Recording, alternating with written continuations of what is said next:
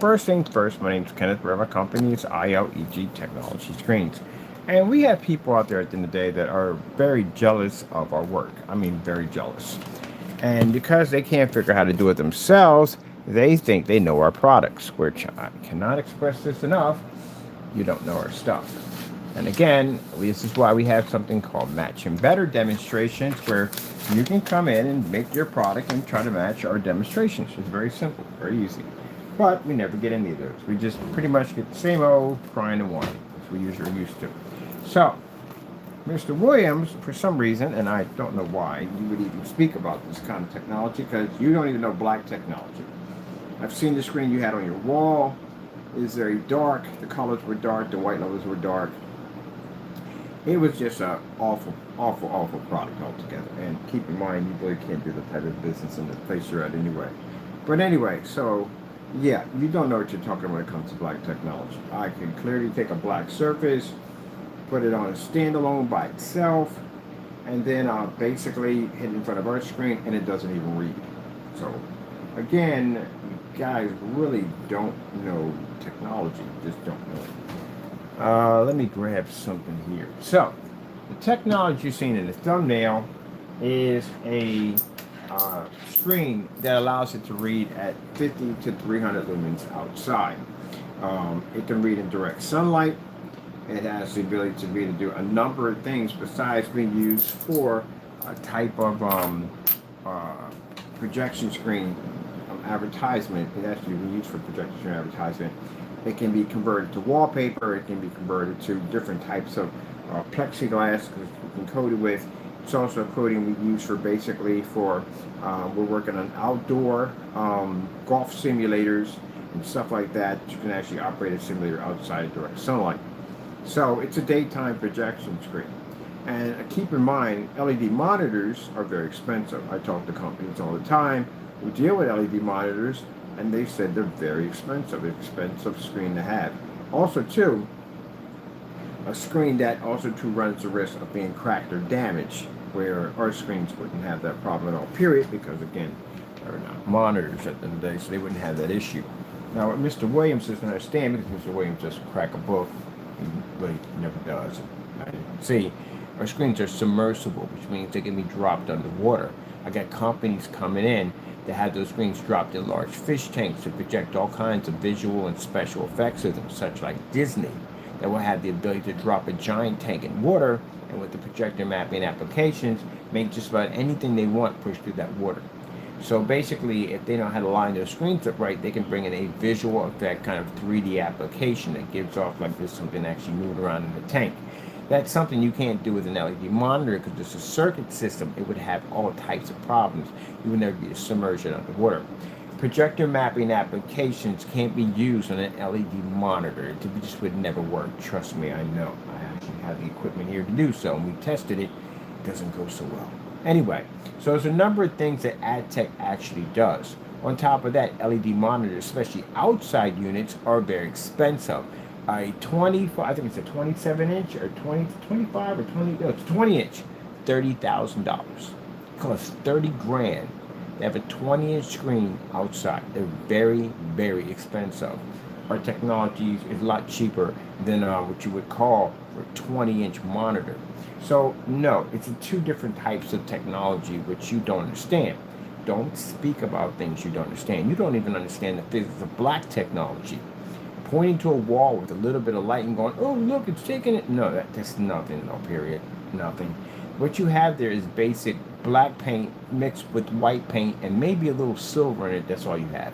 I can tell. I can see it from here.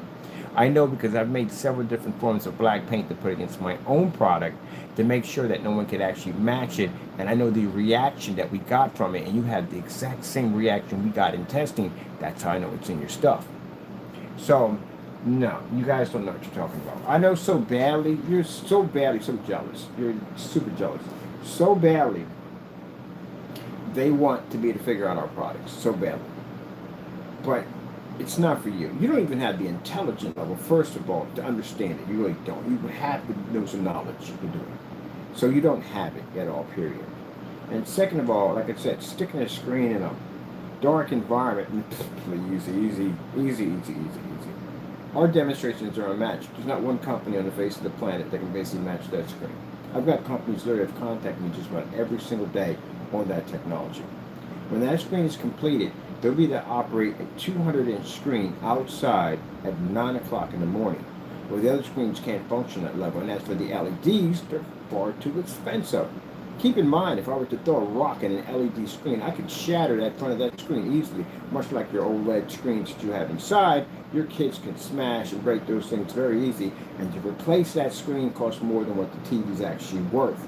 So with our technology, yeah, we can actually design ours out of Gorilla Glass, bulletproof glass, whatever the freak we want, because again, we developed a screen.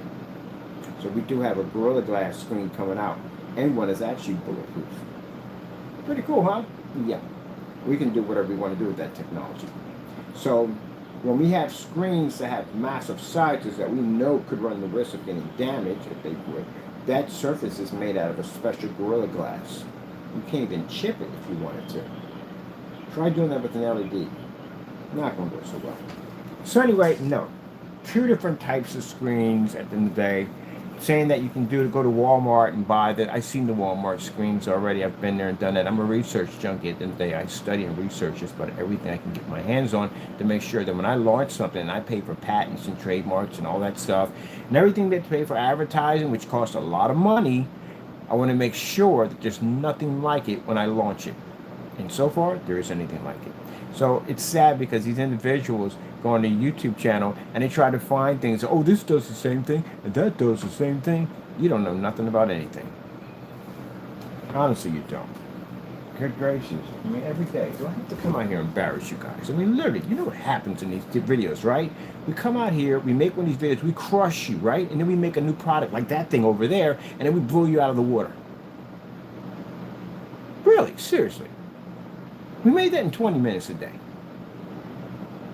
The only thing you guys do is cry about what we develop. Every time we develop something new, you cry on it. I can literally make a screen paint call. You cry too much, and name it after you guys. And you literally would cry after it. You're not on our level. This is the thing. Anything you try to achieve, you're not on my level. Ever. Do you understand that? Do you understand what I said? Ever. You're not on my level, ever. If we develop technology in 20 minutes, I can knock out a black versus black, which is completely easy. And you guys haven't completed those tests yet. I can basically shut your entire company down within a day. Guarantee you. In one day, I can shut your business down. You can't back yourself up.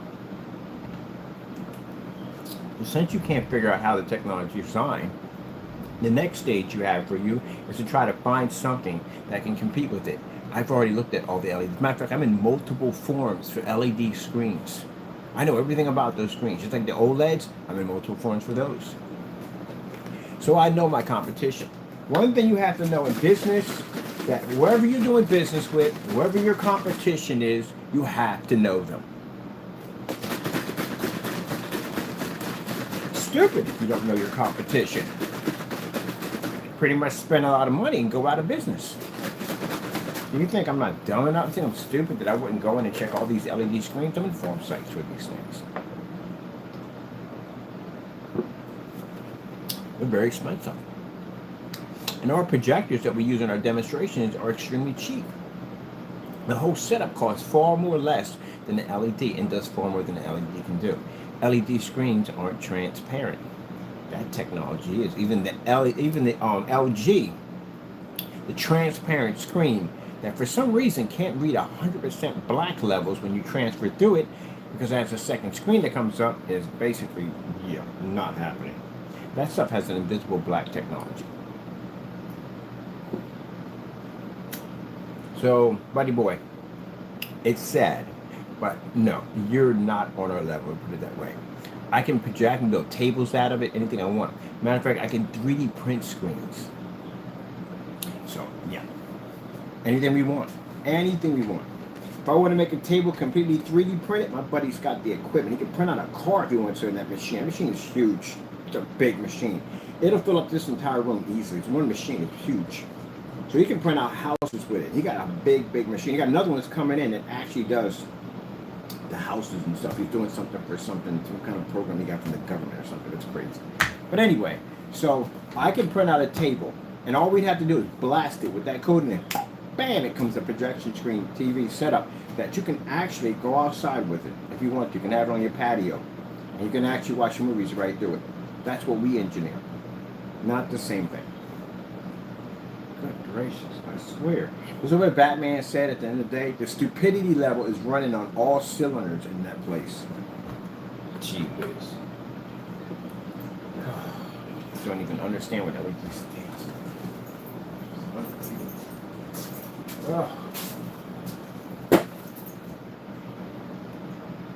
Same guy was trying to teach me about computers. Okay, sure. Whatever. Don't know jack about jack.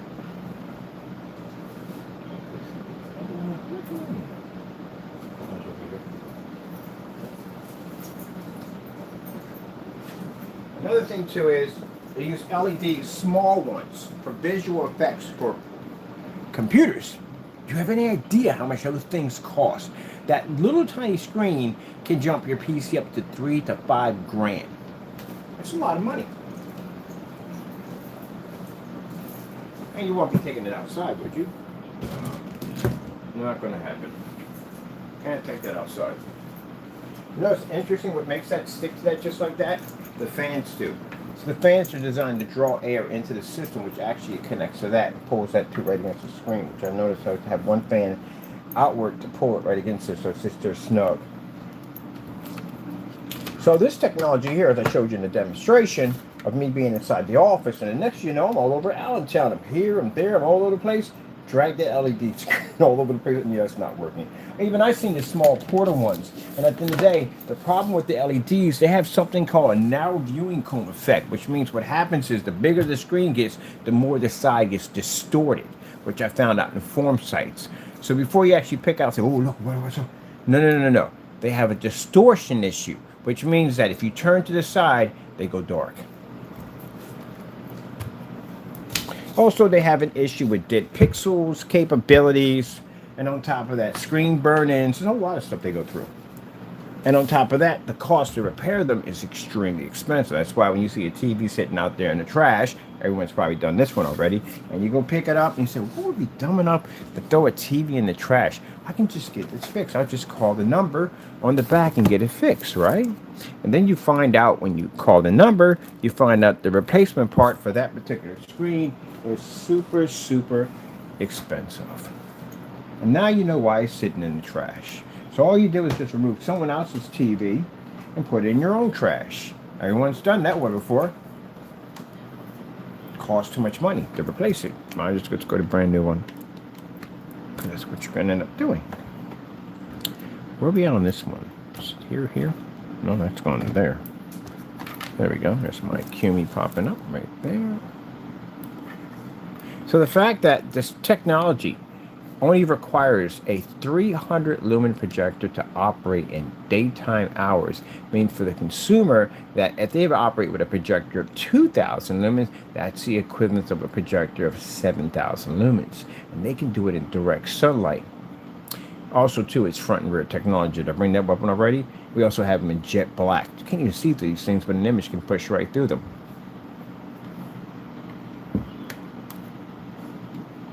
Which thus, these actually can replace an LED TV with no problem whatsoever. Now, what's I doing right here? I'm going to do some visual effects on this. Are we on the, whatchamacallit? Oh, we're on this right here. Game system. Let's go over here.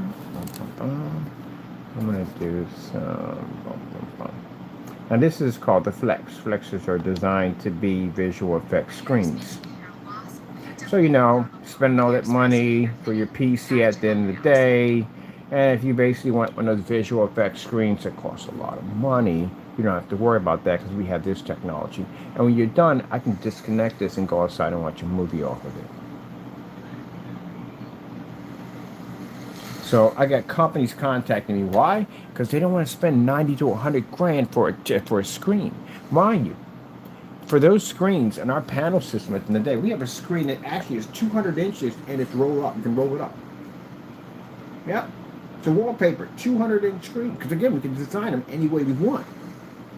So imagine a roll-up 200-inch wallpaper screen that can be hooked to a scaffold system. We can even make it with micro holes so air can travel through it. We have multiple options of what we can do with this technology, including design the screens any way we want. Pretty cool, huh?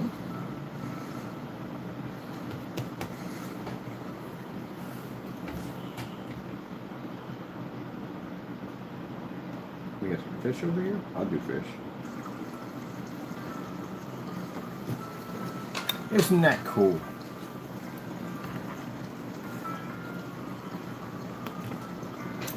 Now, can you guys do that? Can you show me technology you're engineering for 2 years in advance? Well, you can. Oh, I'm sorry, 3 years. We got something else coming up too on this. We got a Hazel technology coming up, new for the whole TV technology. It's actually going to be attached to my new PC, my what do you call it? Wall PC steampunk setup. It's going to be the first one. It's going to have it sitting on top of it. It's going to be a beautiful screen. Isn't that cool?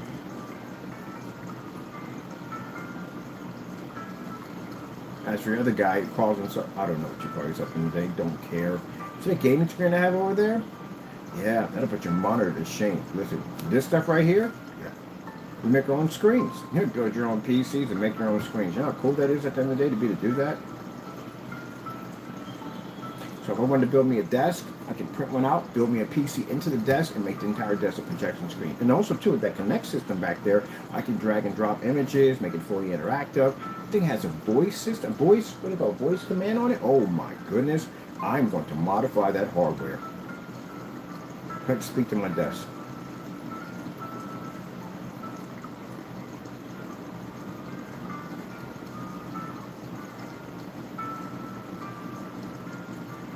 Yeah, good luck on getting a LG 200-inch transparent screen, because we have that technology to do it. Okay. Let's see. Now, while you went down, look at this over here, figure out what I'm going to do with this. So we're going to do this whole freaking wall.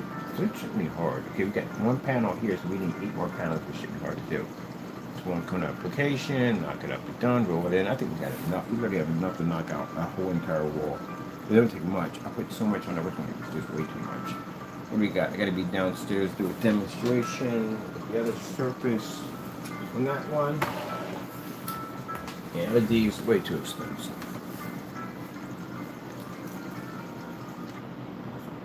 In there. Ooh, this one. Make the PC on fire. We work hard for the money we're. Nah, I want to hear that. The whole politics thing. There we go. Now my PC's on fire. Look at that. Isn't that freaking cool? I watched 13 failed attempts of someone trying to take a screen and get it to operate in direct sunlight at 300 lumens. I watched it fail. Image didn't even come up.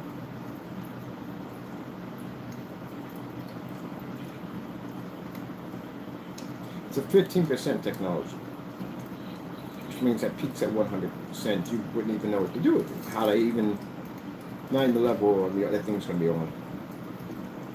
I can literally turn a greenhouse.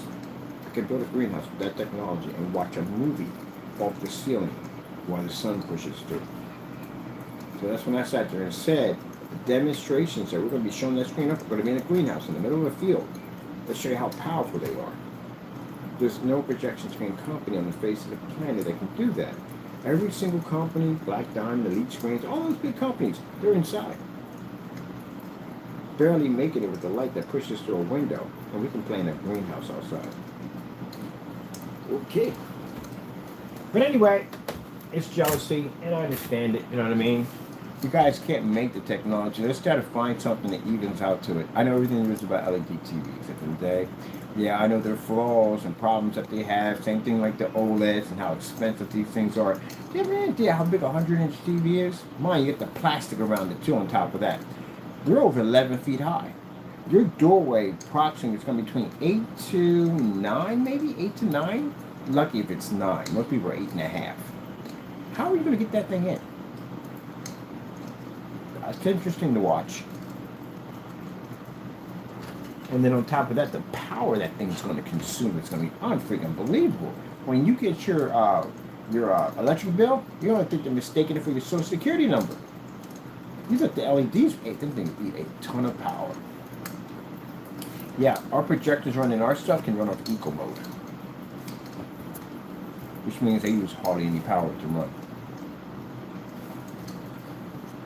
Oh, fire over here. Let's see what else we got going on over here. Look at this. It's a nebula. I think it is a nebula. There we go.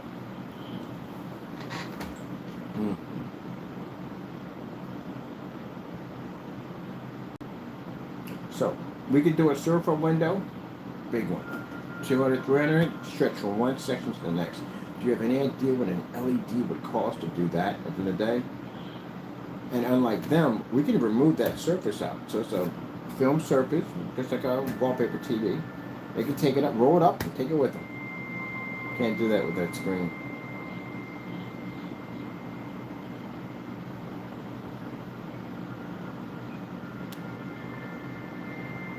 So, do I need to convince you this? No. No. I just feel like telling you this because you're an idiot, that's why. Quite frankly, companies at the end of the day couldn't care less what you think. But Mr. Williams, they couldn't care less what you think. My investors and people I do business with don't care about you. You know why? Because they're not investing in you, they're investing in me at the end of the day. So when they come in and they see my stuff in showrooms and displayed at the office and they see the technology running perfectly fine with no problem whatsoever, they pay me. They couldn't care less what you say at the end of the day. The true investor is going to come down and see what he's invested in. And if he likes what he sees, he's going to pay money for it. He couldn't care less about all you little guys at the end of the day running your mouths at the end of the day. Oh, you have any technology like ours? No. He doesn't see anything that you have, so he chalks you up as a hater. That's what you are. Do you have anything to compete with me? No. How can you catch up? You can't even catch up to us. You're complaining about that screen over there, but now we have this screen over there, but we got that screen over there. And that screen has like 7 different versions of it that we showed off. You can't even compete with that. I got a blue screen over there, I got a green screen over there. You can't even compete with that. If you're going to talk about one, talk about all of them. Then we got a new Hazel one coming out. Pace yourself. You must not even have a heart attack. Ah, boy, jealous people.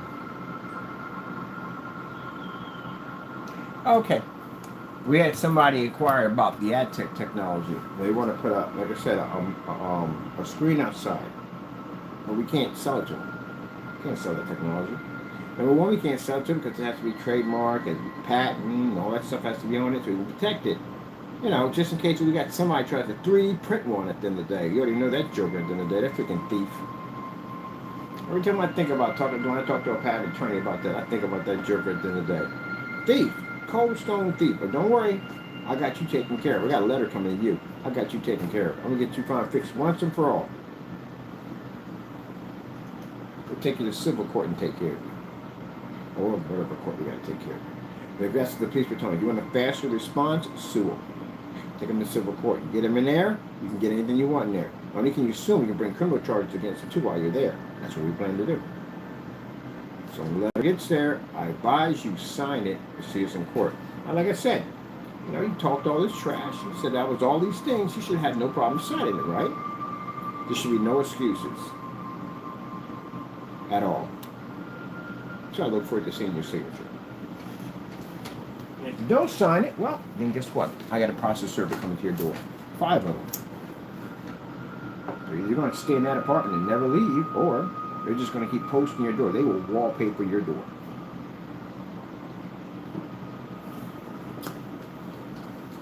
This is what happens when you talk trash about somebody's business at the end of the day. This is what happens to you. We built up all this stuff on it. We got so much stuff on him, it's not even funny. We got enough evidence to hold him in court for a very long time. That's if the other thing doesn't pop off right away. But since we got all this evidence now against you, now the next stage is to start suing you. Bring it to civil court. I ain't got it to we get that done, we can bring it to civil court. Matter of fact, what they'll do is they'll hit him over and over again. A judge will see on top of it. He's not showing up for any of these court cases, and they'll basically get a subpoena to bring him into the court, or basically warrant for him to have to come to court. Because judges don't like that. They don't like it when you don't show. Even if it's just a lawsuit, they don't like it. So they may be digging you out of your spot and bringing you down here to Pennsylvania. If you come to Pennsylvania, we got charged here. Jay may arrest you.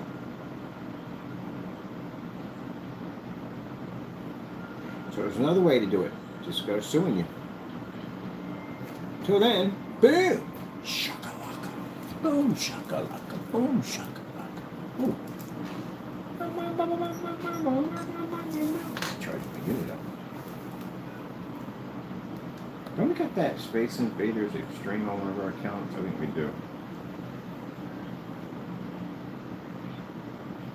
No, as I said before, that technology is $1,200 for every, I think it's 24 by 34 to $1,200 a piece, not a set, a piece. So roughly coming in at, if you want, like I think it's like $5,000 if you want 4 of them. But most likely, I see less customers buying this. I see some customers buying it, but most likely, I see companies buying this because they're the ones that are going to utilize it the most. It's an advertising technology. That's why. So I see them buying it. Still going to make it available. It wasn't supposed to be that way. Remember, that technology is going to be engineered for companies only. That's what it's supposed to be. But, we got some people contact us and said, hey, look, it would be nice to have something like that in my backyard where I can watch a screen at 9 o'clock in the morning. That'd be pretty cool. Now people talked about it, so we thought, you know what? Why not? We do have more portable screens coming out, but that's going to be mainly for those. I'm not going to talk about too much about that at all, honestly. Look at this. I can play Pac-Man off my screen.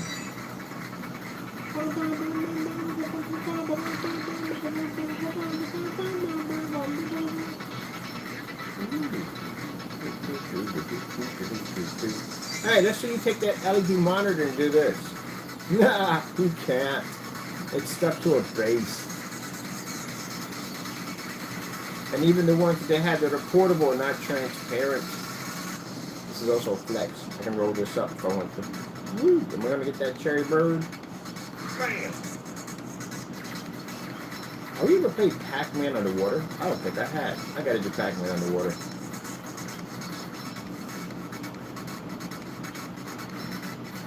I definitely want to do Bioshock again underwater.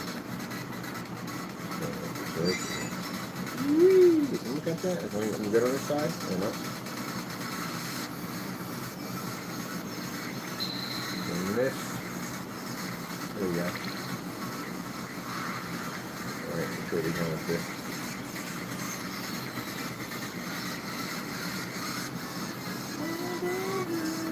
The music from Sonic.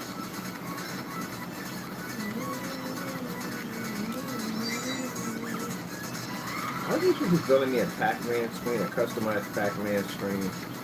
I gotta get around to getting that done. Ooh, forgot we had the bouncy on that side. Bounce. Oop. Bounce.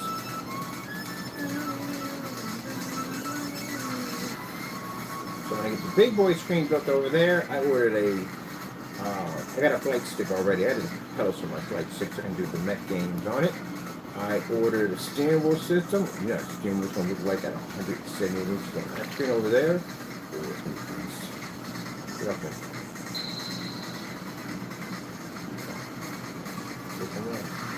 There we go.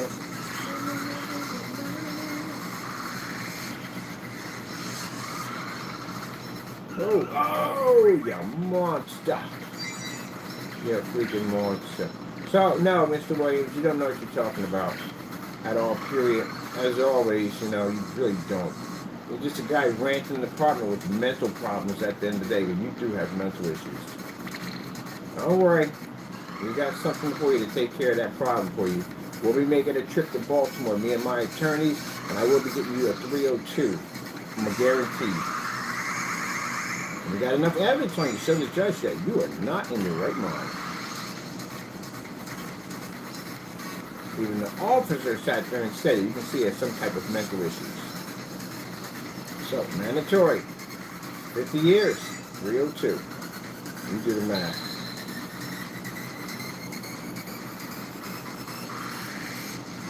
Now, I told you that I got a packet going out for you. I forgot to tell you that. There's some packages that were sent out to your building, social worker, just about everybody. And those packets are basically some of the literature that you were sending to us. Now, I told you, I said this before, we're going to send this out, but we kind of postponed on it. We're going to make sure we had enough stuff from you to send it over. The good thing we did wait, because we did get those postcards with your half-naked pictures on them. So we're going to be sending that back to your building. We're going to send that to your social worker. Everybody's going to get it. Even the funeral home, they're all going to get those packets. So they're going to go directly to the Housing Authority. We have all their information, the main office, managers, all that. They're all going to receive those packets. And those packets is your work, right? All right, then, there you go. There's no need to get mad about it. You sent it to us. We're just going to redirect it, send it back to all of them. Got a lot of explaining to do. And go around doing dumb stuff like that in the day. And we have enough packets, enough of those letters on us to keep enough report and enough to send out to people you don't want it to go to. On top of that, with the report with the DC, incident report, yeah, with the FBI, we actually had to file a report against them for identity theft, for posing as a thief and taking money from people. So they're going to get a nice little package. Like an envelope, certified envelope. So I was able to track down everything. The social worker, all the top managers over at the Housing Authority, where you're basically at right now, your managers, all of them are going to receive your interesting postcard. And also a letter from our attorneys explaining to them that they're being sued. Good luck. Ooh, that was very nice. Gentlemen, if you think that nothing has happened to you, we've had the police come to this house multiple times, but if you think that that's the end of it, it's not the end of it. It's not going to be the end of it until we have you behind bars. That's going to be the end of it. So that little package that goes out, you're going to have to explain to those people at the night why you were using their address over and over and over again to commit those crimes. Now, I noted that you changed the address and used other people's address, but that's even worse on top of that. But you changed, and you know why? Because you got scolded. I know for a fact. I found out. So basically, bottom line is some people came down and had some conversations with them about the police showing up at that property because Mr. Williams was doing some negative activity on the property. But your social worker doesn't know about your activity because they never reported to her. If they did, you wouldn't be in the building. So we're going to make sure she gets that package. Explain to her the situation and problems we've been having from you. I think that's not going to go over too well. You can't get mad at us. It's your stuff, right? Isn't it your stuff? All right, then. We just want to send it back. That's what we want to do. Oh, I'm getting serious rage. Now, if I made all this stuff up and it wasn't true, and I printed all that stuff up and I sent it back to these people, then I'd be in the wrong. Because, you know, I'm doing the same thing you're doing. But that's just your stuff. I'm going to send it back to them. The problem is you don't want it to go back to these particular people. You don't want the social worker having what we have behind us. Or anybody in that building, you don't want them having that. Because you told them at the end of the day that you didn't say anything out. It's going to be hard to tell them at the end of the day when this stuff shows up in their inboxes. And Mr. Williams, you don't have access to their inboxes because we can direct it straight to the building. Only they have access to that. And postal workers. So good luck. There's about 27 of them going out. That's how many that's going to be pushed out. So yes, quite a few. Since you're already scanned into the system already, I'm going to also send along with your packet. We're going to be sending over the police report that we had to file out against you that also shows your half-naked picture in it. So you let me know how that works out for you. Till then, in November, we'll see you in court. Oh, let me see. Where we're going to go with this. We're going to do arcade or... I don't do arcade. Arcade? Stage. We do stage.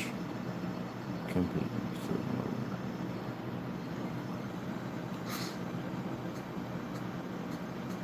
Oh, we got unlocked on the other account. We gotta go to the story. I beat this game already. Whatever. Let me see. New game, blah, blah, blah, blah, blah, blah, blah, blah, blah. I'm gonna use this right there. Boom, boom, boom. What about a color? Can I swap out a color at least? Oh, I forgot it's on the other account. Jeez, man, I forgot it was on the other account. Yeah, can we get past this? I want the old streets already.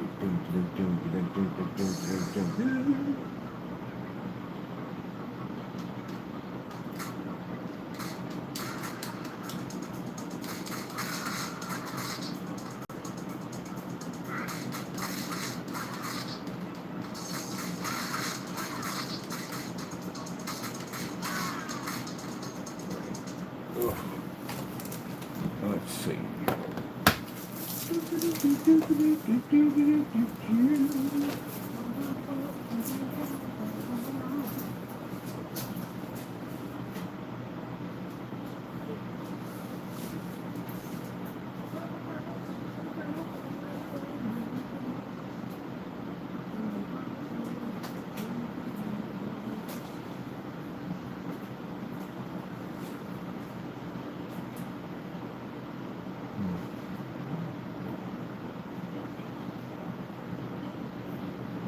I'm getting a little bit.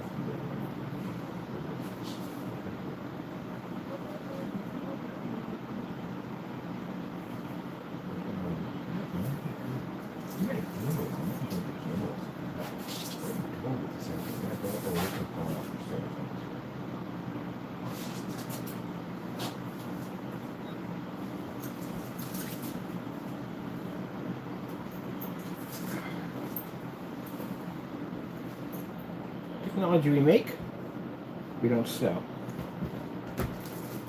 I got so much of this stuff, it's unbelievable.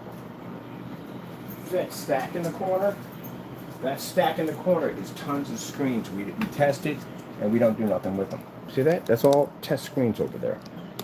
All screens. So when we get around to it, we can basically do something with them. Right now, we don't have the time because we're too busy. They're just test screens.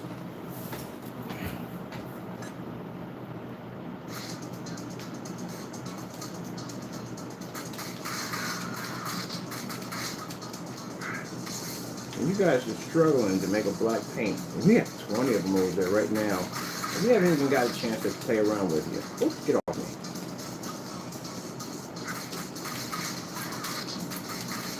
I can play this off the ceiling or actually underwater if I want.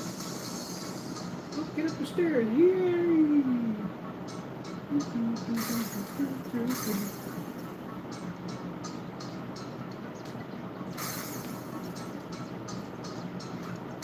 Ah, you stabbed me. Yeah.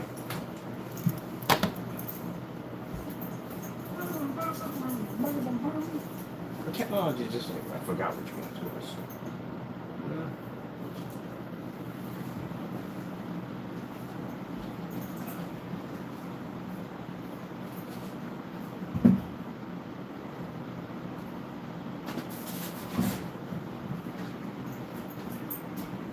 Which one was this? I think this is blue. Yeah, that's the blue technology. This one's for sale. We sold this one already. Somebody came and bought that one.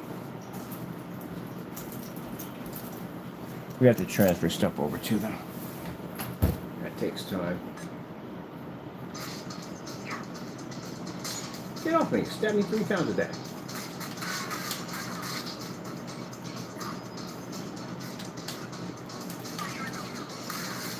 Pour fire in the hole.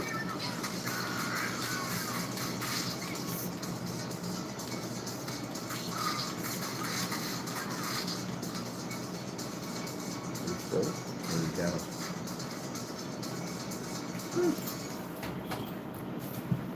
That's the blue. I have no idea. We're gonna come down and get out there. Fire in the hole. You guys can figure out how to make this stuff, right?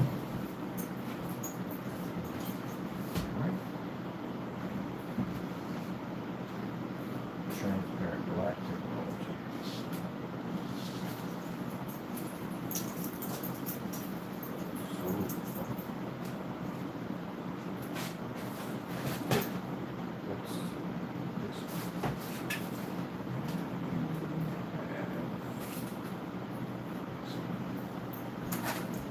idea what we're going to do with that one.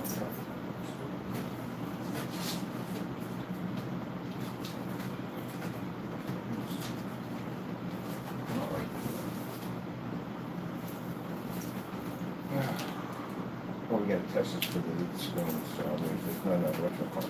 We got to get that lead screen. All right, we're going to test this one today. I got to do a test on that one and white molded test on that one. So that'll be for that. Switch for something else. I still be going to test it on transparent black.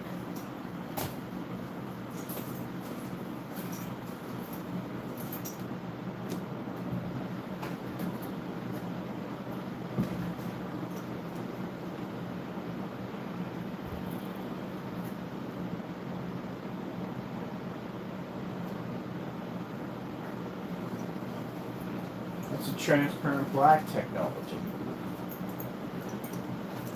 That's the one that sat outside when a projector pushed through it at 300 lumens and was able to transfer light through it without any problems whatsoever. That's really interesting right there.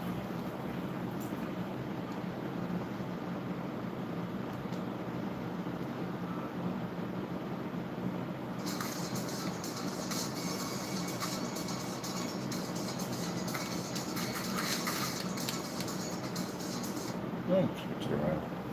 That was pretty cool. We need a bigger surface of it. We started with a small sample sheet of it. And I also found out too that I can change the color of that.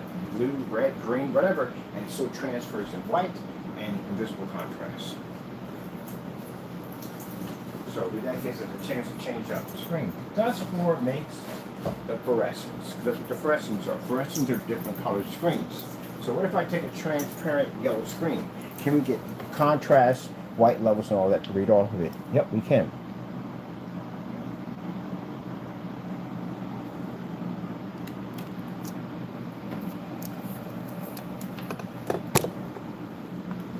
Look at Naysayer in here trying to learn something at the end of the day.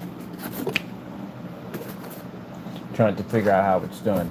Naysayer, let me explain something to you. You gotta know about physics. That's what you have to know about. You have to know exactly how the energy from the sun transfers to the screen. You have to know that. You don't study. You don't study anything. All you do is cry on your channel. I come out here and I gotta do this to you. I do this for fun. I'm just killing time at the end of the day. I got testing doing on the screen over there. This is just for fun.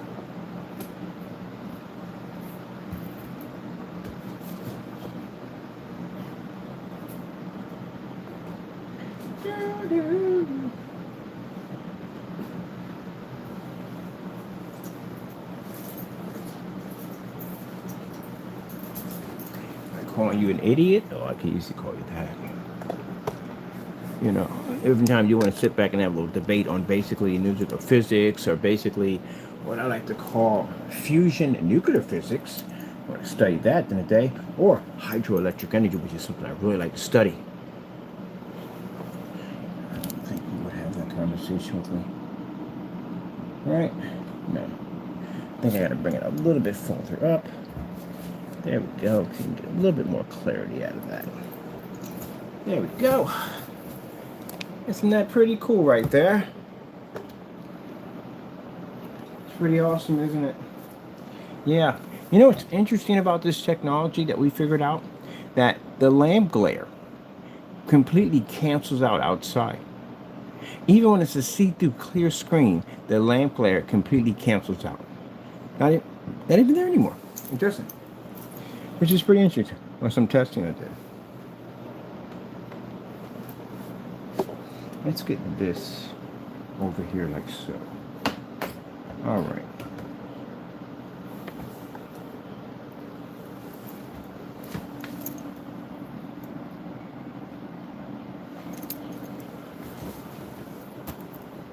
It's in reverse. So you have to go in reverse. Now you're gonna read projectors backwards. I do because I'm used to doing this. I'm used to most time when I get projectors at the end of the day, usually wherever I had them, will pretty much have them on the ceiling. So everything's in reverse.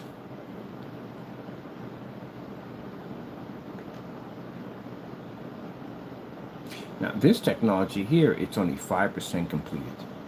It's in baby stages. Never really got a chance to experiment yet.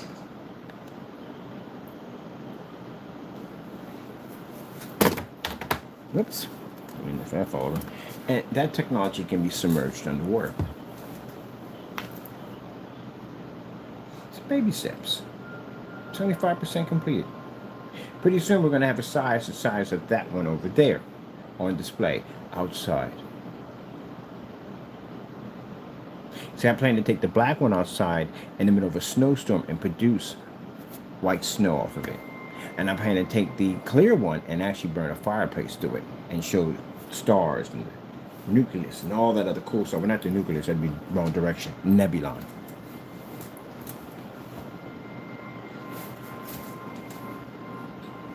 And you think for some reason you know my technology? Really? You know, each one of these trolls I've tried having conversations with, and basically none of us responded back in a healthy manner.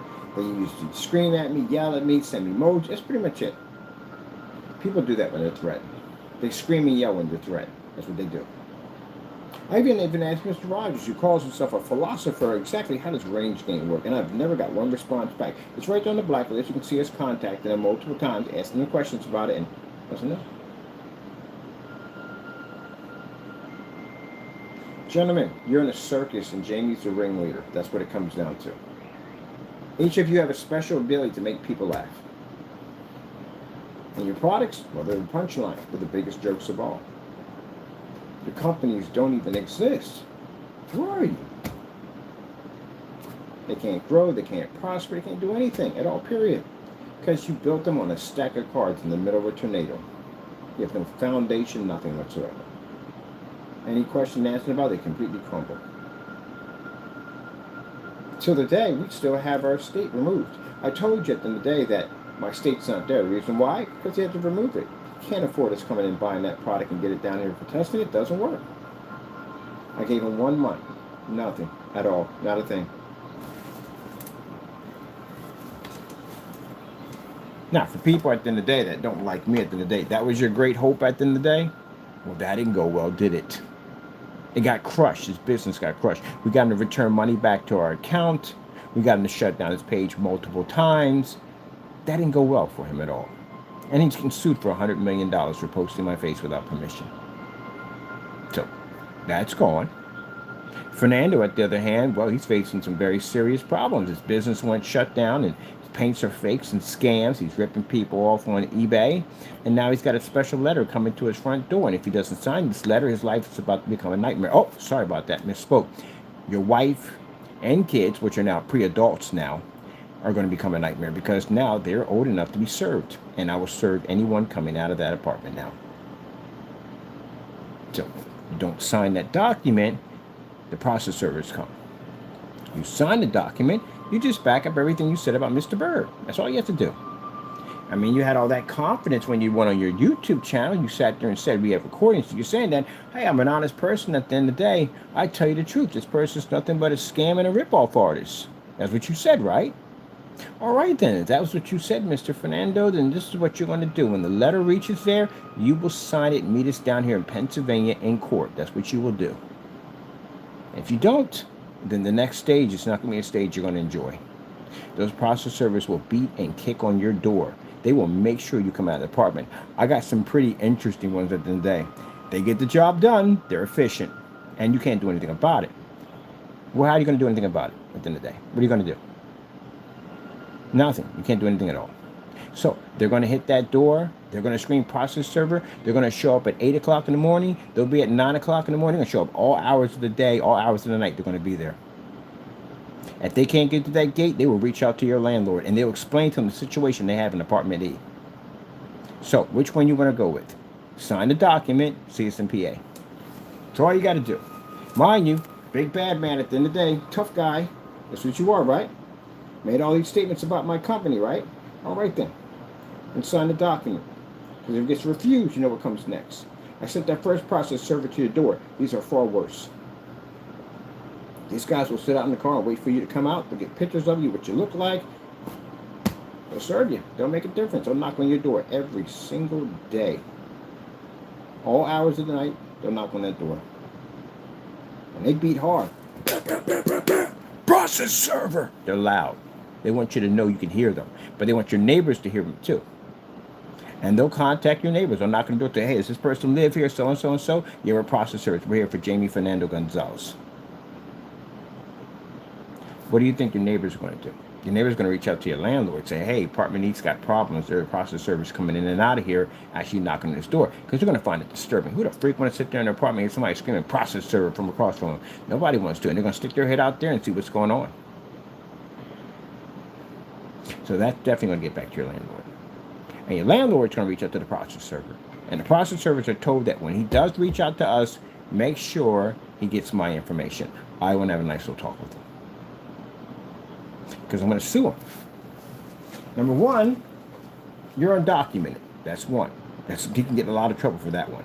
Number two, you committed serious crimes against my business and my family at the end of the day, which makes him responsible for all that nonsense. Yes, landlords are responsible for the tenants at the end of the day, but the problem is Fernando has a different situation, which makes now him responsible for any lawsuit we throw at him. And I may take the building. Because I can, if the lawsuits are high enough. And chances are, if you're talking about a lawsuit roughly in that stage and stuff that we went through with this fellow, you're talking about some very serious money, which means that building's going to have to be covered, or insurance or whatever. Yeah, whatever. I know you didn't contact your landlord. I'll tell you what. We had 3 people that we talked to, that we asked questions about the building that we knew that they didn't know. So what Fernando did was he got people to fake like they were the landlord. We have their information, by the way, so we can give that back to him. So why a person who felt that they didn't do anything wrong will give us 3 fake landlords? That sounds like a person who doesn't want us to contact the actual landlord.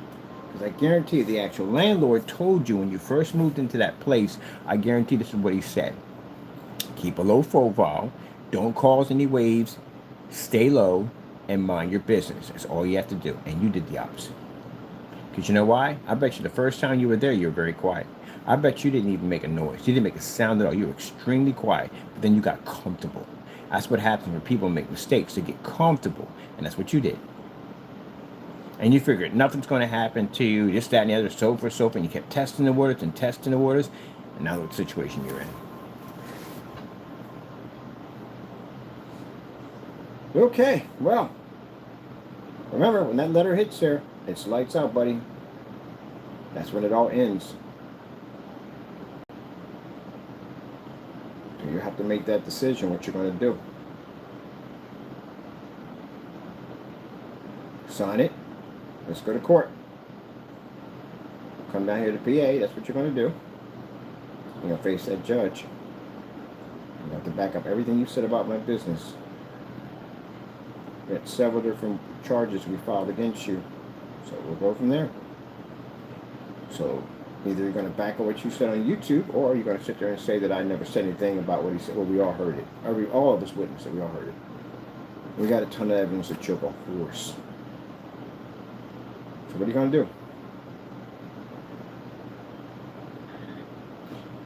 Yeah, it's a bit of a thinker right there. I mean, the fact that first things first, you may have lung damage. I have a friend of mine who's a doctor at the end of the day, a good friend of mine, and I showed him the videos and stuff, and he knows about the poisoning of lungs. It's my lung doctor, by the way. I showed him the videos. I said, you need to go see a doctor. You breathed in a lot of those particles at the end of the day that are probably attached to your lungs. See, that's an interesting thing about lung damage. You may feel fantastic at one point, but then boom! Just like that, you can have problems with breathing and all kinds of stuff start triggering off. Yeah, that's the first effect. And you literally breathed in enough of this stuff to poison your lungs. So that's another problem he has right now.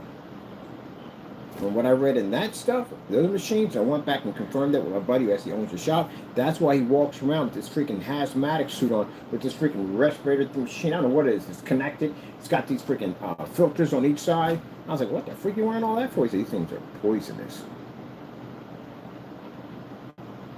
Now, if you're doing a few prints here and there, you still have to be in a well-ventilated area. But if you're doing something where you're constantly running a business, yeah, that place has to be designed a different way. One person was saying that if you're running 3 machines, it's best that all 3 machines have their own containment unit with a system that allows to pump those fumes out. Mine is burning plastic. That's what you're doing. Those coils you see, that's plastic. So that machine melts that plastic in order to print it. You know what happens when you burn something in plastic, right? That smell it gives off. That's what you're breathing in. And those little small tiny particles that you can't see, they go right up your nose, they go down your throat, and they attach to your bloodstream, and they also too go attached to your lungs. That causes infection on your lungs. They're called lymph nodes. Lymph nodes, that's what they're called, yeah. They're infections that pull up all over your lungs. Tissue scarring, deterioration of lungs, and cancer that can trigger from all of this. And he breathed in, I don't know how many months of that stuff. So when my buddy saw the pictures from there, he said, good gracious, that man killed himself. And on top of that, you're not in shape. I was in shape when I got lung disease, so I was able to fight it pretty well. Yeah, it's not going to go well. We poison the cats, the dogs, everything in there has that contamination poisoning in there. The people that were in there living in the apartment, they're also poisoned. And mind, this stuff gets into the, it's like, what do you call it? It causes a residue. This stuff seeps into the carpet. You have carpet in there. So it seeps into the carpet, it seeps into floors, clothing, all that stuff. It's like the equivalent when the house catches fire and you get smoke damage. You can smell that smoke in everything. For months. No matter how much you wash it, you still smell that smoke. That's good. You poison your apartment with them machines. So he's an expert in the field. He's certified. And when he saw the demonstration, what you're doing there, see, yeah, man, choked himself. I bet you wanted to sleep with those machines on. If you want to sleep, that's even worse. You know how heavy you breathe when you sleep? That means you breathed in all that matter. So there's probably roughly about a 99% chance you have it. And if you sit there and say, I feel fantastic, yeah, that's the same way I felt when I was in that area. Mind you, my basement area I was working at is bigger than your front room, easily bigger than your front room. And I had plenty of room in there to move around. Even had an open door in there. And then particles they had all up in the ceiling and everything, I still breathed that in. I didn't even see it. Didn't smell it, nothing, not a thing. Nothing to show me it was mold in there. I couldn't smell it. I was enough of that to cause me that serious lung damage. And you, my man, are sitting in the middle of that mess, breathing all that stuff in. Your case is going to be far worse than mine. So you're 50-something. Gee whiz, man. And he's going to have to get it. Probably by the time he reaches maybe, it might be before that. It could be definitely. I'm trying to figure out how long it took for mine to kick. In mine, I was in an open area. My place is much bigger than his downstairs. He breathed in that much stuff, man. But anyway, I showed it to my lung doctor, and she said, you need to get your family checked out. You may have lung, you got poison in your lungs. Now, you can ignore it if you want. It's your ticking time bomb at the end of the day. It gets to a point where those lymph nodes become too large. Oh, my goodness, man. If I had caught that a little earlier, I think I wouldn't have suffered so badly. But them nodes, that infection, them things get big enough, you can actually feel them. When you press your chest, you can actually feel those knots in your lungs. And when you press up against them, you know what happens? You start coughing, you start choking, you start bringing up phlegm. That's infection in your lungs. Yep. So, listen to the devil. He figured out a way to kill you. Kind of made this statement before, didn't I? I told you that Satan's job is to kill you while you're on this planet. And you went out and you used a 3D printer, and out of greed of trying to get more money and try to rip off more companies, you actually bought 3 machines. The devil told you to do that, right? He told you go buy 3 machines so you can make more money, and you have no license at all whatsoever. And you're basically running an illegal operation out of an apartment. Now, keep in mind, Jamie, not only did you poison yourself and your family and your pets, but you also could have poisoned the people around you that live in that apartment complex. They're going to sue the landlord. That's what they're going to do. They'll file a lawsuit against them. And then when they find out that you're not documented, they're definitely going to be upset.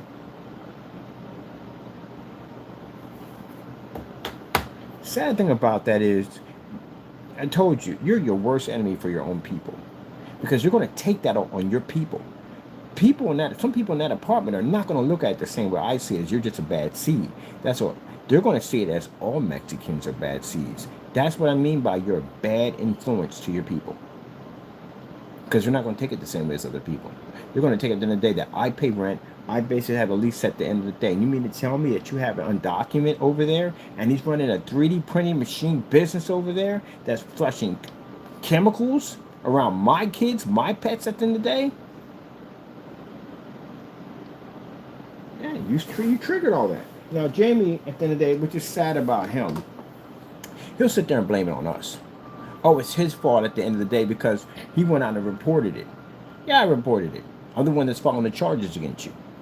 I'm the one that printed out all the documents and went down to the Allentown Police Department and filed a police report against you for basically operating an illegal business out of an apartment without having a license and machines that can potentially cause harm to the people that are around you, including yourself. And keep in mind that these machines overheat, because they actually have a habit of overheating, and those electrical outlets you have in there are not designed for those type of machines. Now, one, yes, but you got a bunch of them over there. And judging by what I looked at the map on your freaking apartment, you had very few outlets in there. Not enough to run those machines at the end of the day. So with that being said, Fernando, you could possibly burn the building down, and with all the chemicals you have, and including a gas line running through the building, that building could blow up. And you could kill a whole bunch of people, including yourself. So that's how they're going to see it. And they're going to be very upset. Let me tell you something. I work hard every day. I come home to my apartment. I got my kids in there, and the whole 9 yards, everything I work for, and there's a joker over there running a meth lab. How upset am I going to be at the end of the day? That you put my life at danger, my friends and family at danger, my pets at danger, my kids at danger, so you can make some money. I'd be highly upset.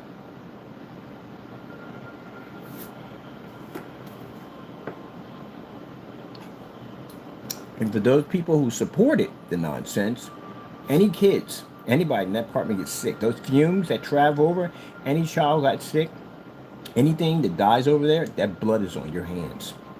Oh, it's on your hands, trust me. You think it's not? Oh, it's on your hands. Because you had the ability to make a phone call. You could have called out and said, hey, look, this guy's running a legal operation. You knew what he was doing was wrong, but you supported it. So any child, anyone gets sick in that building, that blood is on your hands. And you know how life works at the end of the day. You got to pay that stuff back, which means that comes back to you. Or somebody else you love. Because that's usually what happens. Told you about a guy who got shot. It took a long time for it to happen, but he was happy when it did. He was scared to death it was going to come back on one of his loved ones, and it didn't. So that's the reason why people get away with doing evil acts, because people are too afraid to step forward. And just imagine what would happen for the African American community if people of different races didn't march with Martin Luther King. If they decided to say, you know what, if even Martin Luther King himself decided, what's the point? It's slavery, we're stuck in it. That's the point of this thing. What's the point of you going to a school and being able to get an education and become president one day or any of that stuff? If somebody didn't stand up to fight to make sure you had that future. That shows you at the end of the day that you let this nonsense go on. It's sad when you think about it. You look at the history of how many people have put their lives on the line. Soldiers, people got family members that have soldiers that are over there right now protecting our country. And you allowed that to go on. They're over there doing something that a lot of us won't do. But they're over there doing it. Regardless. If their life is in danger or not, they're over there doing it. And yet, you allowed that to go on. Not one of y'all made one phone call. We're the only ones who put the report in. We're the only ones. There's no report. So you allowed this guy to go in and rip off all these companies, including Stan Lee. Let's not forget him at the end of the day. Those of you, when they call you Marvel heroes, please don't do that. That's disrespectful. You're not a Marvel hero in any way whatsoever. And you allowed him to operate those machineries in there, knowing those machines give out that kind of toxin at the end of the day. And you run the risk of blowing a building up, burning it down, or basically killing somebody from poisoning, which they probably are. I'm going to go find out exactly from a friend of mine that how long would it take for that stuff to saturate the apartment and how long would it take for it to transfer through walls. And he's going to give me all that information. He's going to print everything out for me. And then on top of that, the other problem is how is he disposing this? Because I know he's not rinsing out these containers and throwing them in the trash or taking all that plastic and whatever and just throwing it in everyday trash or recycling bins. You're not supposed to do that. That's why you get a license. A license, you go to sanitation, and sanitation says, okay, what are you throwing out? What you're using? What your business is all about? And if you say, okay, we do so and so and so, okay, you do that, you get the special dumpsters for that. We can't allow our people to come pick that up. So you put other people's lives in danger too. So, yeah, that blood's on your hands. Usually, in stuff like that, when blood ends up being on your hands, it passes down the generation. I mean, somewhere in the generation line, someone's going to actually have problems. That's what the term means. If blood is on your hands, it does transfer to generations. You did nothing. You allowed that stuff to go on. So you imagine that people who fought to allow you to live the life that you have right now, someone stood up and said, you know what? I ain't going to let this stuff slide. I'm going to go up and do what I got to do. Even though they knew there was a high possibility they were going to die for it. So those soldiers in World War II and World War I, I have an uncle who passed away a long time ago who fought in World War II. He stormed that beach. Yep. Survived it too. All of it. Injured, went back in, re-enlist, the whole 9 yards. You think he would have let that stuff slide? Nah. Not at all. Period. If he wasn't going to let any of these people and dictators at the end of the day that wanted to basically take over and control the world, I don't think he'd let that slide at the end of the day.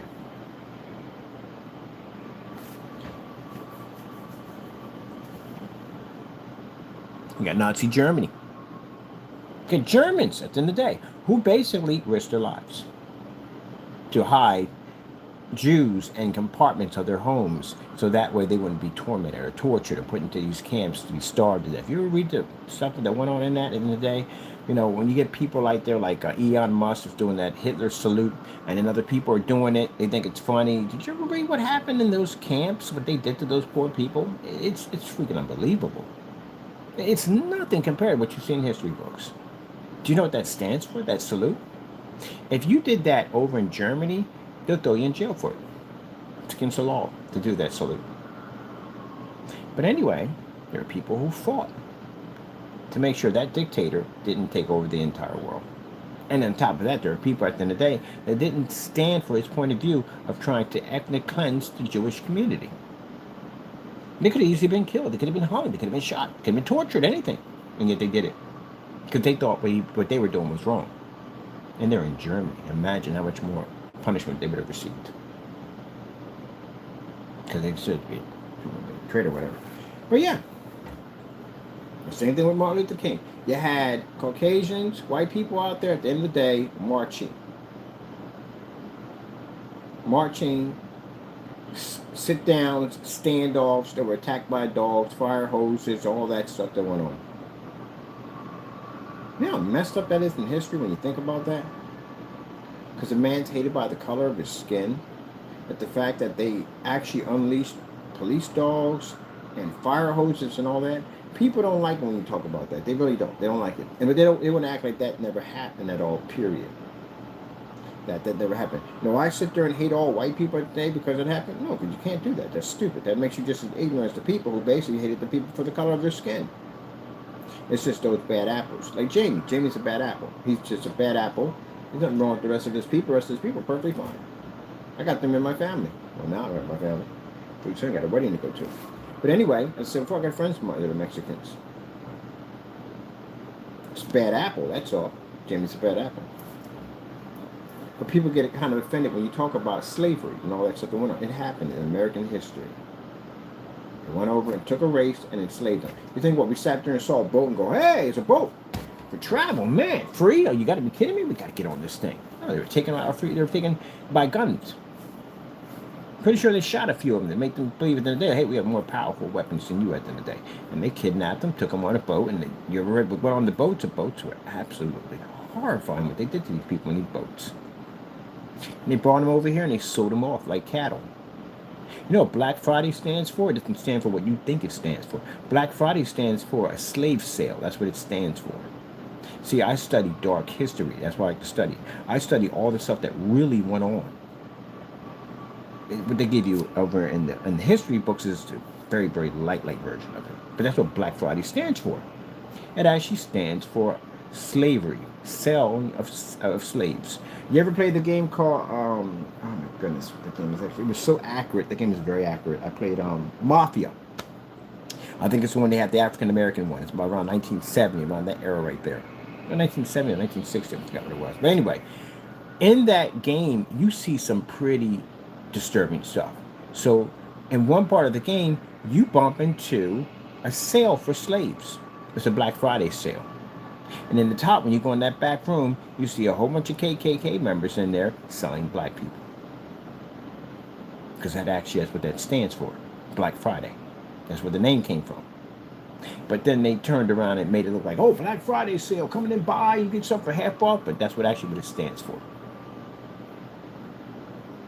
Interesting, isn't it? Yep, very, very interesting. That's what it stands for.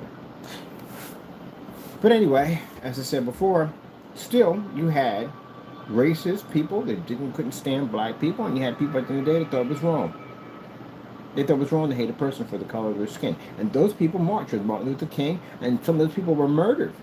There was over in the Caring Place, there was a kind of a mural up there, and it was these Caucasians and African Americans that decided to do a sit-in on a whites-only restaurant. They were murdered. They did a movie about it. About this detective that went down there where those people they disappeared, they couldn't find them. They did a movie on it. Actually really happened. Yep. And those people knew at the end of the day they were going to be killed.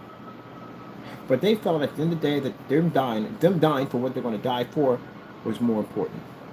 That an African American should be allowed to go into a restaurant to sit down and eat. Think about that next time, young buck, or any of you, at the end of the day, you want to go into a restaurant, carry on, and act up, and throw things around and act up. You think about it. At one point, you weren't even allowed in there. And I see some people coming in and carrying on and acting up in restaurants and just acting a fool. At one point, you was not allowed in a building like that at all. You weren't allowed to go into a McDonald's. You're the wrong color. And somebody went out and died, were beaten, hung, to make sure that you can go in and sit down and have a meal at that place.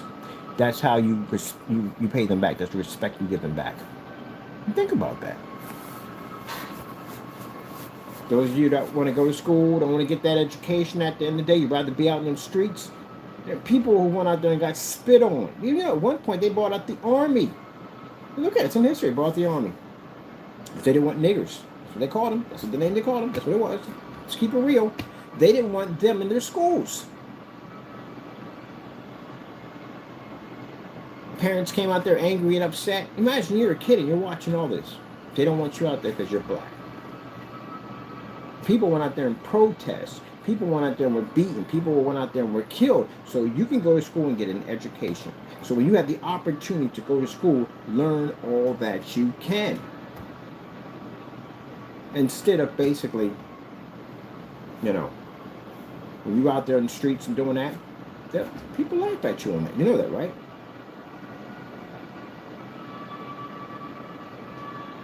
You got some people who shake their head, and it's sad on how many people gave up everything they had so you can go and get an education.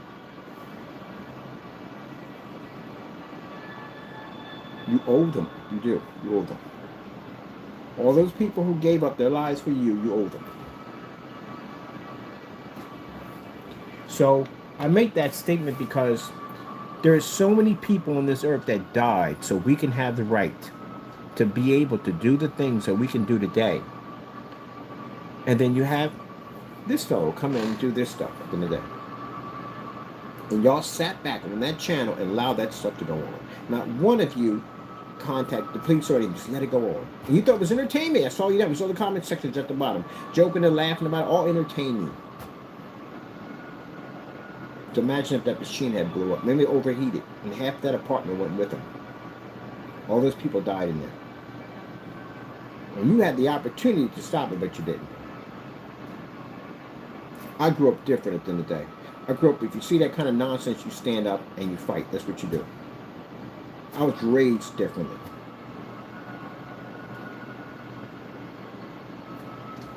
So I'm going to go in on my day and I'm going to go basically follow the rest of this report and get it done, get it taken care of, so we can get him out of that unit.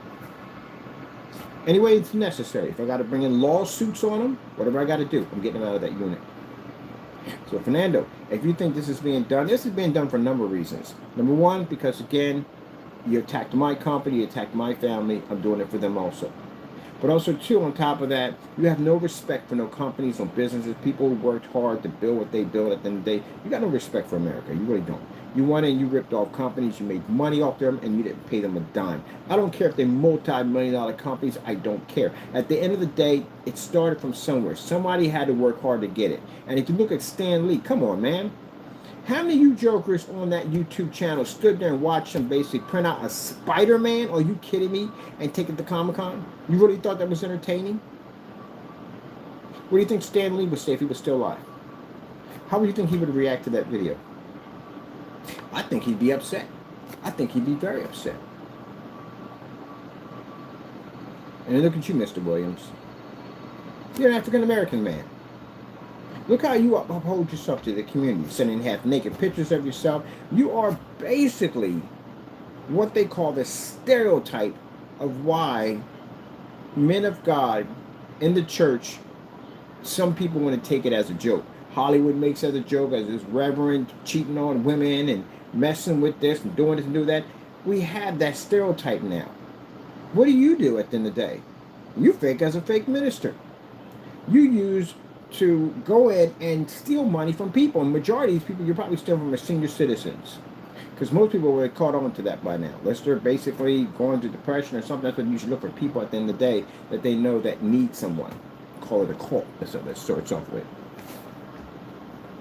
And you decided that, hey, I'm going to come with this bright idea. I'm going to come on here and act like I'm a minister and ask for donations monthly so I can rip people off. Majority of people are sending you money, I guarantee, are senior citizens. Someone's grandmother is sending you money. I'm pretty sure they called you and contacted and emailed you. Because when you contacted us saying that you were a minister. So I'm pretty sure you contacted them the same way. And you told us you were a man of God. You told us that we were the devil. And we were going around, we were scamming people, and our company was a complete ripoff, and we were robbing people, and God was going to was going to show us out in the light. Did you say that? You didn't say that, right? And what happened, Mr. Williams? You were exposed. You're out in the light. You sat there and stripped down to your underwear and sent half-naked pictures of yourself to me and my sister's address who has kids. So if those kids, the father would have found out that his daughter would have saw those pictures, Mr. Williams, there'd be nothing on this earth to stop him from getting you. He's military too also. My family's majority military. Very well trained soldier. He would definitely been there no time at all. He skipped the police, all that. He don't care about that. That's his daughter, that's his baby girl. And if she would have bought that picture and she would have saw that, your lights would have been out. That makes you a pedophile. That's what you are.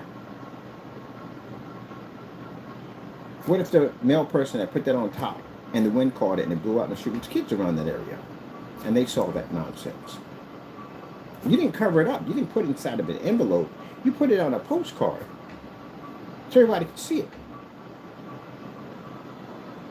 If that Marine had caught it at the end of the day, that's one of our other family members that caught it. That's one that's going to be tracking Jamie if he decides to go AWOL. If he had caught that, there would be no way to talk him out of it. Not a word.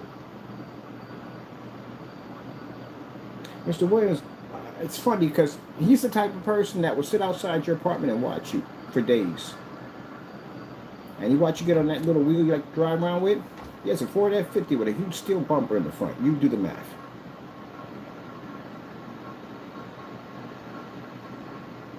Don't worry, when you get into the prison system, we'll make it known that you were sending naked pictures to a household that had kids in it. And you call yourself a minister, because when you reached out to my company, I got a dozen or so emails stating that you said that you were a minister. So I'm pretty sure this is how you were probably reaching out to people you were taking money from.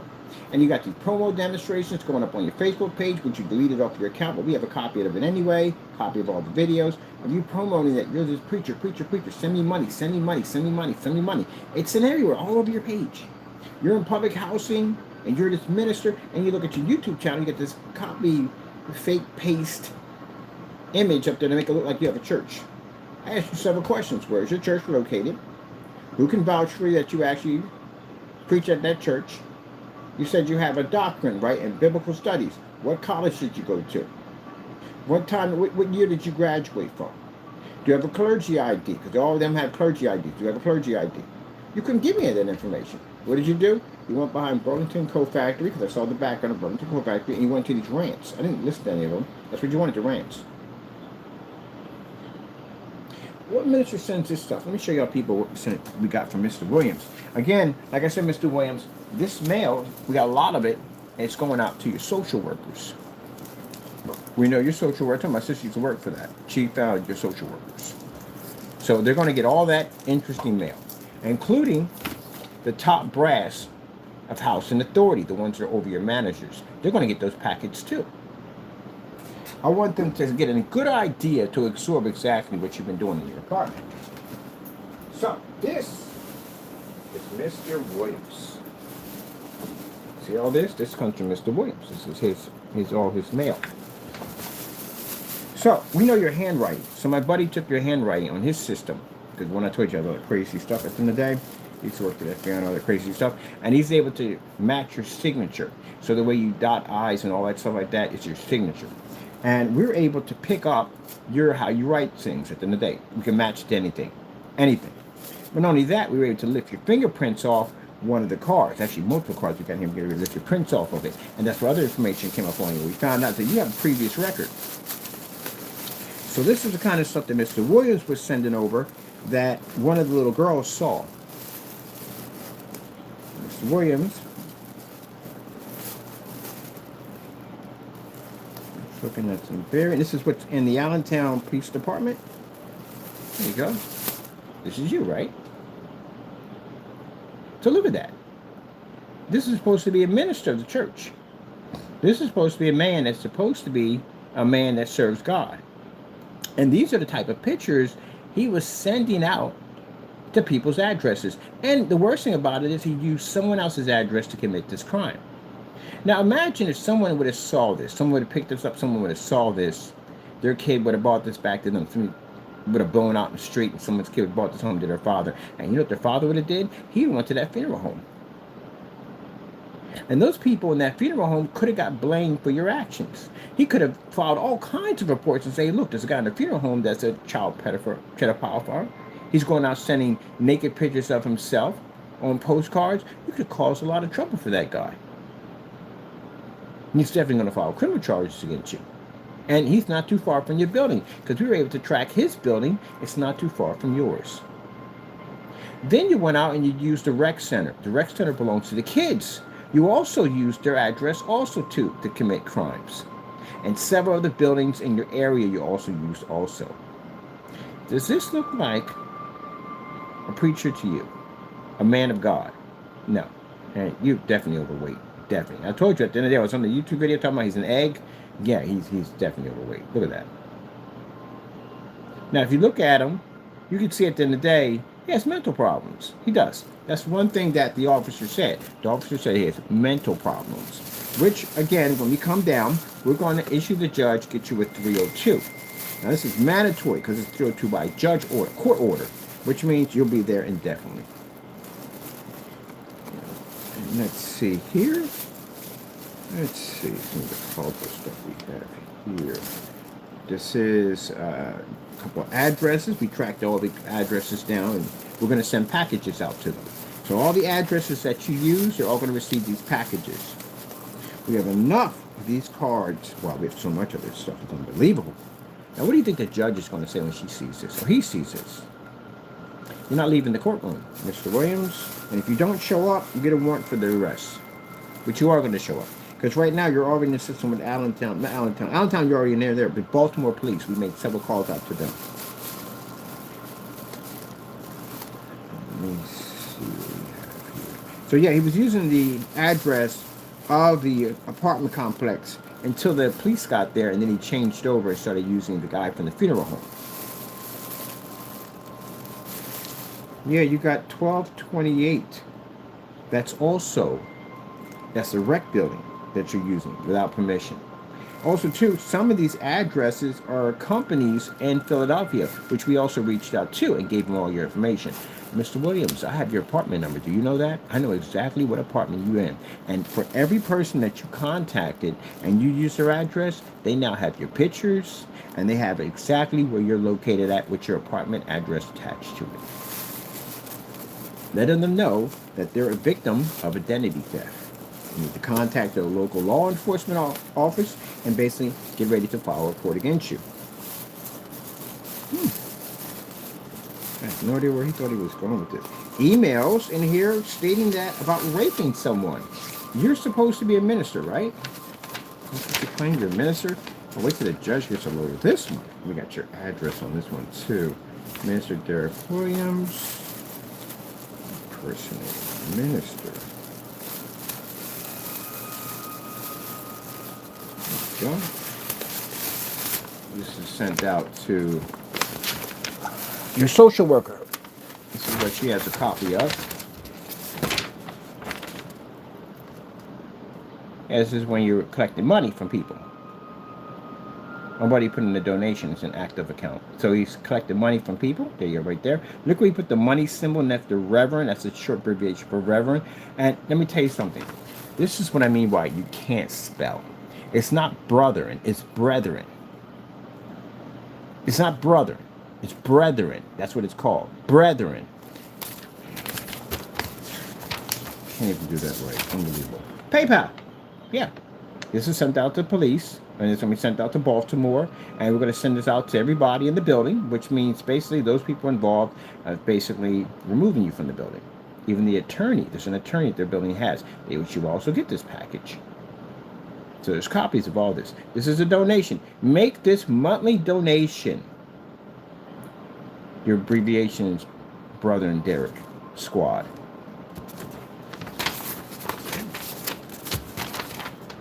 There's your YouTube channel right here. Got that printed out too. This has also been sent out in the package. So 27 of these are going out, and all this is what's in the package. This channel is dedicated to getting people to put God and Jesus first in their life. I want everyone to walk with God and Jesus. And then right here we have at the bottom, there was a Facebook page, everybody removed it, but we have a copy of your Facebook page. So it's all printed out. There's the PayPal, there's the Cash App, asking for money.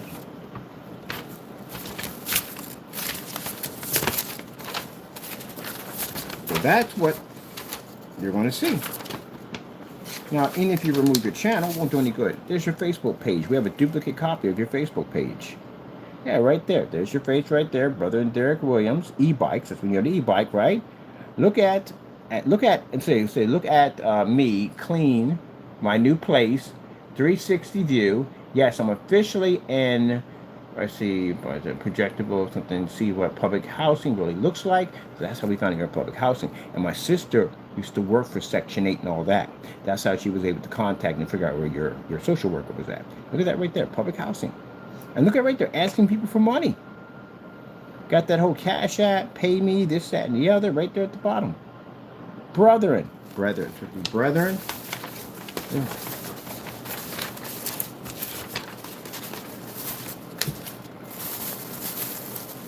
So it's a nice little package. It has a lot of information in there. You sent us more than enough mail that we have more than enough to send over to them to share some of that mail with them, which we want to give all of them. And they'll be receiving that shortly. I don't think they're going to be too happy with you, to tell you the truth. And meanwhile, you got my lawyers to deal with when we pop up in November.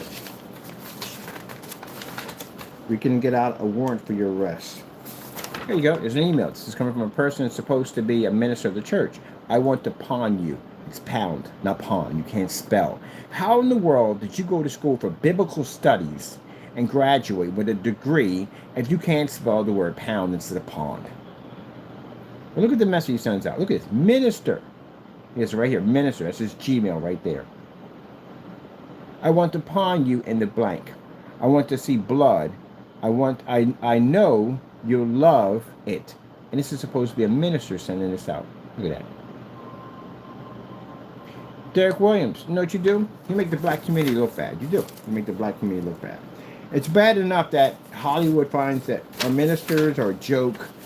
And, you know, and it's sad that we have people that, like, you know, the Wayne brothers will come out there and the other people come out there and make jokes about ministers and stuff like that. It makes our people look bad. It does. There you go. There's another one by minister. This is also going to go to your social work. I want them to see your handiwork. Right there.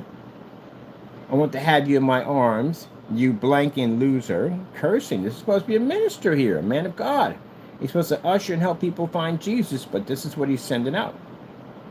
Kiss you in your big alien head. I want to love you. All right, there we go. Idiot man. Gee whiz, I swear, he spells like Charlie, literally. And then more cussing right here. I want to blank you. See? And this is supposed to be a man of God. Last I checked, yeah, that's not a man of God. That's the devil.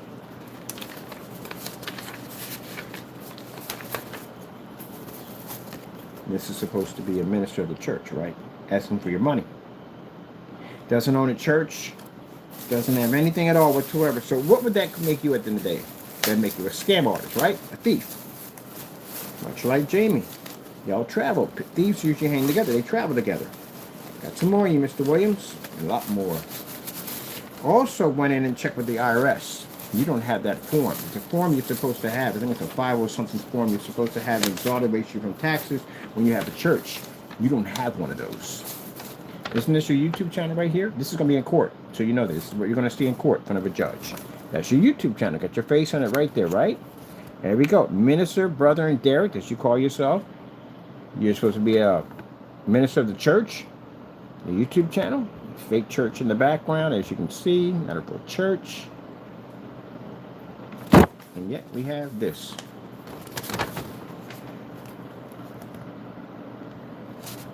Mr. Williams. Right here. Look at him. This one's the man of God. Look at that.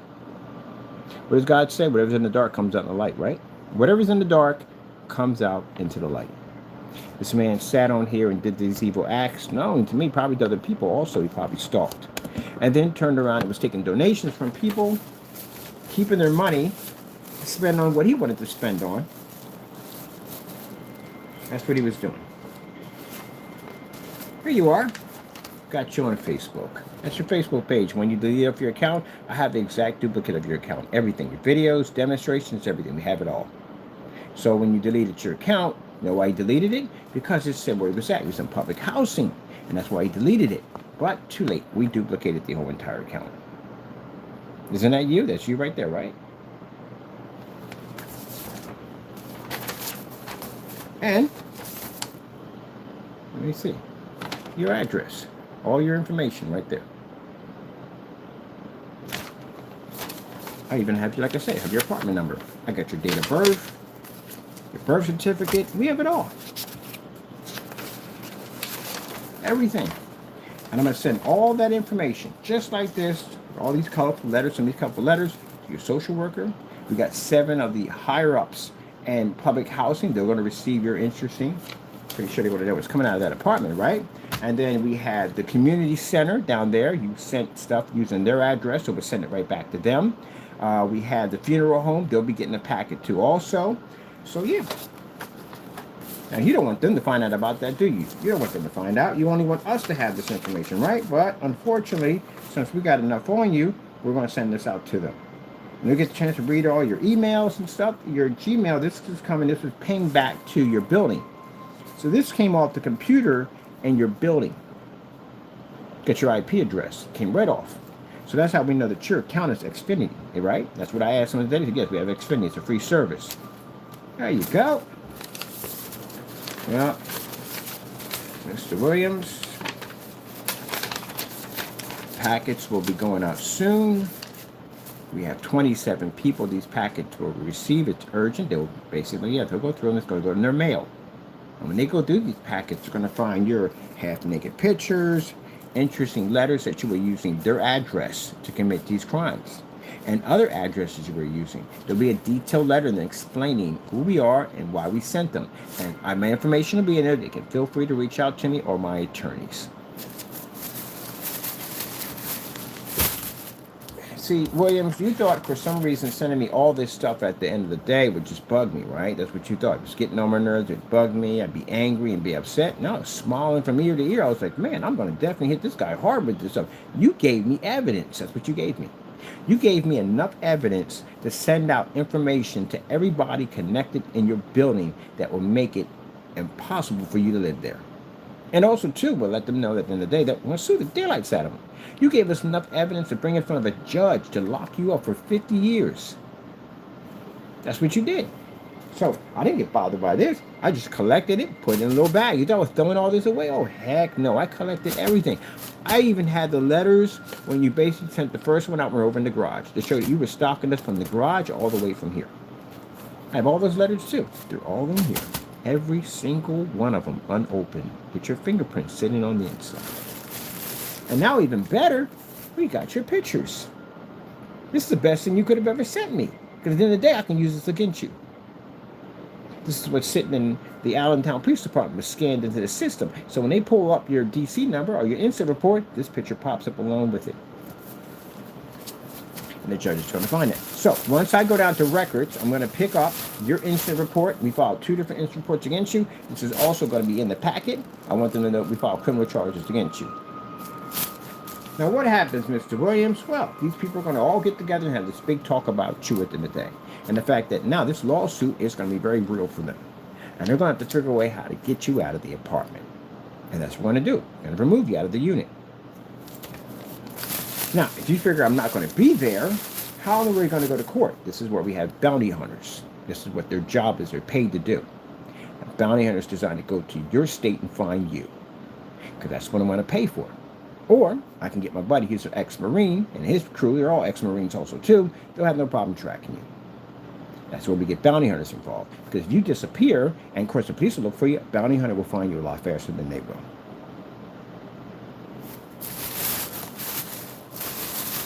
Found that out about my brother one time. I told you, I got rented out to this house, and people got in there and they tore his house up. And of course, he got the house all fixed up and he disappeared. So the court said at the end of the day, well, you're going to have to find them at the end of the day. And he said, oh, not a problem. He paid a bounty hunter. Bounty hunter found him in 3 days. 3 days, a bounty hunter tracked him down. Now, bounty hunters are different. Bounty hunters, when they find you, they do have a right to arrest you. They're sworn in. So they have handcuffs and everything. You ever watch that guy called Dog the Bounty Hunter? That guy at the end of the day? Yeah, they come in and guns and everything, the whole 9 yards, take you down, put handcuffs on you and cart you off. It's kind of like the bounty hunters of the Wild Wild West. That's what they're kind of like. They have a license to carry and everything, just like police officers. Their job is at the end of the day, they can track you 24 hours. Police officer, they get you on their time. On their time they come in, they punch in, they start resuming the report to try to figure out where you're at. But a bounty hunter is different. A bounty hunter can sit there and dedicate all his time just to you. Whether he's on the clock or not. And he'll track down family members and everything to find you. He'll sit outside and he'll watch you or watch your friends and family, and he'll figure out exactly, okay, he's got to pop up here sooner or later. And sure enough, when you do, he'll get in his car and he'll follow you. And you'll never see him coming. These guys are Marines. These guys can pop over into third world countries and they can track up terrorists that are stuck in little small little corners of the earth, and they can find them. So if they can find people like that with no problem, I don't think they have a problem with finding you. That's why I started a bounty hunter firm. I would have too. If I became a Marine at the end of the day and I had that skill level at the end of the day, I think that's what I would do too. I mean, you got the skills you trained for. Uncle Sam trained you to be the best, right? You're a Marine at the end of the day, right? All right, yeah, I definitely would do that. And then I think it would be a cakewalk at the end of the day because you're used to fighting a lot more heck worse than that at the end of the day. I would. I definitely would. You made a good decision to do it at the end of the day. But he thought about that. When he came back from the States, he was like, hey, what am I going to do? I got all this training. They got all that training. All that insane training they have at the end of the day. Some people do survival camps, which is actually amazing money. It's amazing money because now you got people since COVID and everything that went down and everything, and with the economy and all that, you know what I mean? People want some survival skills, and they go to these people because these people have survival skills. So take what Uncle Sam gave you, make some money off of it. You know what I mean? You want to do all that training, make some money. I would in a hot second. And that's what they did. That's what a lot of people did. And people would pay them a lot of money just to go out there and to learn what they know at the end of the day. They get the same boot camp training. They put them through the same grill. They don't cut them no breaks and all that. That's what they want. And people will pay for that. So yeah, he became a bounty hunter. He said, I'm good at tracking. I can track. I become a bounty hunter. And it should be easy. He's a soldier at the end of the day. It shouldn't be hard for that transition for him. And that's what he did. Became a bounty hunter. And he brought on some other friends. Business took off. He started making good money. He had other brothers that had basically served with him. And he helped them out too. He got them into the field. So now they make money too. Fantastic idea. You know what I mean? That's like one of the guys I told you about. My teacher, he studied in Japan. He was stationed in Japan. So he studied over here from my sensei, but he fathered his training when he went over to Japan. He started studying their form of fighting style. And when he came back, he was talking to a friend of his, a buddy of his. It's an interesting story. One of his friends was rich, had money. His family had money. And he was over there too in service. And they got to know each other. And he started training him. And this guy, caught on, you know what I mean? He became also too a ninth degree black belt. And I forgot their style of fighting. But anyway, a black belt in fighting style. And he went back to the States and opened up a school and made a lot of money off this. But he realized that the other guy, when he came back, he didn't have the financial money at the end of the day, to do what he was doing, and he brought him on board. Because, brothers are brothers at the end of the day. Brothers in armor, brothers in arms, that's what they are. And that's when he brought his brother back over. And he said, hey, man, don't worry about it. I got your back. He brought him a house. He brought him a car. He told me the whole story. He could have just forgot him, but he didn't. And he's the one who trained him. So when he trained him, he gave him that ability at the end of the day to make that money when he came back to the States. Started their own school. Now they're both they make very serious money, both of them. They're very, very wealthy. Yeah. I thought that was a pretty cool story. Yep. But all that training started from my sensei. My sensei trained him when he was just a young boy in the hood. He trained him. And then later on, he went to the service. When he was in the service, he met that guy, and that guy and him became good friends, and he trained him. And then he took that training, and they went over there, and they fathered that training what my teacher was teaching them, and kind of combined it. What he was teaching them, he was teaching Taekwondo, he combined it to, I think it's Kempo, or whatever they were teaching over there. But anyway, into that fighting style. And they came with their own form of fighting style, and they came back here to the States. But the other one came first, and he started the business and brought him over into it. They're partners. I thought that was the coolest thing ever. I look at my sensei and they said, man, you started all that? They did. They had I remember we got a chance to go down to school. They had 12 schools, and they basically brought him down to give a ceremony as an honor to their teacher. And I got a chance to go because I'm best friends. I was best friends with the Grand Master, and I wasn't supposed to be there because my rank was too low. But I got in because, again, I was best friends with the Grand Master. I got a chance to sit up there in the seat with the rest of them. I was like, oh, crap, this is crazy at the end of the day. I was green belt. And I'm sitting there looking at all these people that they high-ranking guys in the day. I'm like, wow, man, this is freaking crazy. Yep. That was interesting, man. That was really, really interesting. Yep. We became best friends. We both had everything in common. Except I don't smoke weed and I don't drink it. But Italian hoagies is my shot. Pit bulls, I love pit bulls. We both pit bull owners at the end of the day. So yeah, we got to be good friends. And the crazy thing about it is he almost killed me. There was an incident. He could have killed me. This is why it pays to have respect for everybody, man. Because I think about this to the day I could have died. And he would have killed me. Because when I didn't know who he was. And I was walking with my big dog at the day, my big dog Tigger. He's Brindle Strike Pit. And I carry a stun gun in my pocket. Because, people try to take your dogs up there. People either try to take your dog, but they're not going to take Tigger kill you. But they try to start fights, get your dog to fight. They'll drop their leash at the end of the day and like, oh, I didn't know to start a fight with your dog at the end of the day. But that dumb nonsense usually what you have to go on when you live in a neighborhood like that. But anyway, so I come up the street and I see him sitting up there. And I never would have thought in a million years this guy was trained like this. I mean, sitting out there with boxer shorts on, with a fly tapper and flip-flops. You'd have never guessed, you know what I mean? You never know where in the world this guy's trained to be that diddly, but he was that diddly. So we got to talking in the back of my mind thinking, yeah, this guy jumped on my dog, I'm stunning him. That'd have been my life. I'd have been ended. He would have ended my life because he was not that type of person to mess around with. He would take your life.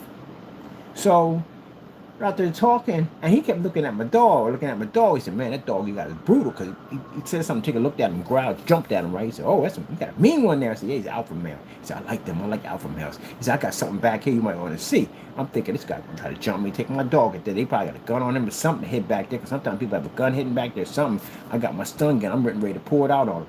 I see two big American bulldogs back there. They were gorgeous. I was like, oh my God. I was like, yo, I know how much money they cost. Their money. I was like, you got pups? You get pups for them? I'd like to get one, man. I would love to get one. He said, well, just let me know. Leave me information. I left my information. I'll let you know when they come. And that's okay. I turned off the stun gun and walked out. So later on, many years later, I haven't walked down that block in a while. This old block, a little block I saw. I passed through it, see it was down there. I usually, that's not my route anyway. So later on, funny thing about it, it's crazy how everybody's all connected. There was a boy that I used to hang out with from time to time. Me and him were cool. We hung out a little bit here and there, chill, so and so and so. We didn't talk much, but every time we saw each other, we spoke to each other back and forth. This is crazy how everybody knows each other. So then about a summer ago, I'm walking Tigger through the yard, and I see this big pit bull on the other end coming toward me. Big black guy, heavy-set guy coming toward me, walking his dog. And the dog was all white, had a black spot on his eye. And I'm looking at him like, man, that's a beautiful pit bull. And I walk up to him and say, yo, because I got my dog pulled back. My dog is snapping. And it's sniffing his dog. Like, Tigger wasn't vicious toward other dogs unless you became aggressive, but he didn't like people. So I said, you got to back up. He'll take your hand off. But he's good with dogs. So they sniffing, they like each other. And me and him get to talking. I said, yeah, so where'd you get that from? That's a beautiful pit bull. He said, man, I never seen yours before. I said, yeah, mine's kind of mixed. It got some crazy stuff in it. Our dog's not crazy, right? He said, yeah, I see. I said, we got to talking. And I said, yeah, so what's your dog's name? He said, my dog called Pete. Like, Little Rascal said, oh, I see it, Pete, at the end of the day. I said, okay, big man, I see you where you coming from. It's a beautiful dog right there. He said, man, your dog is crazy. I said, I want to pet it, but I'll take my hand off. I can pet this dog. He said, I'm trying to get my dog to come out. I said, oh, I said, mine. He said, how'd you get yours to come out? I said, it already came out. It just popped up one day and boop, there it was.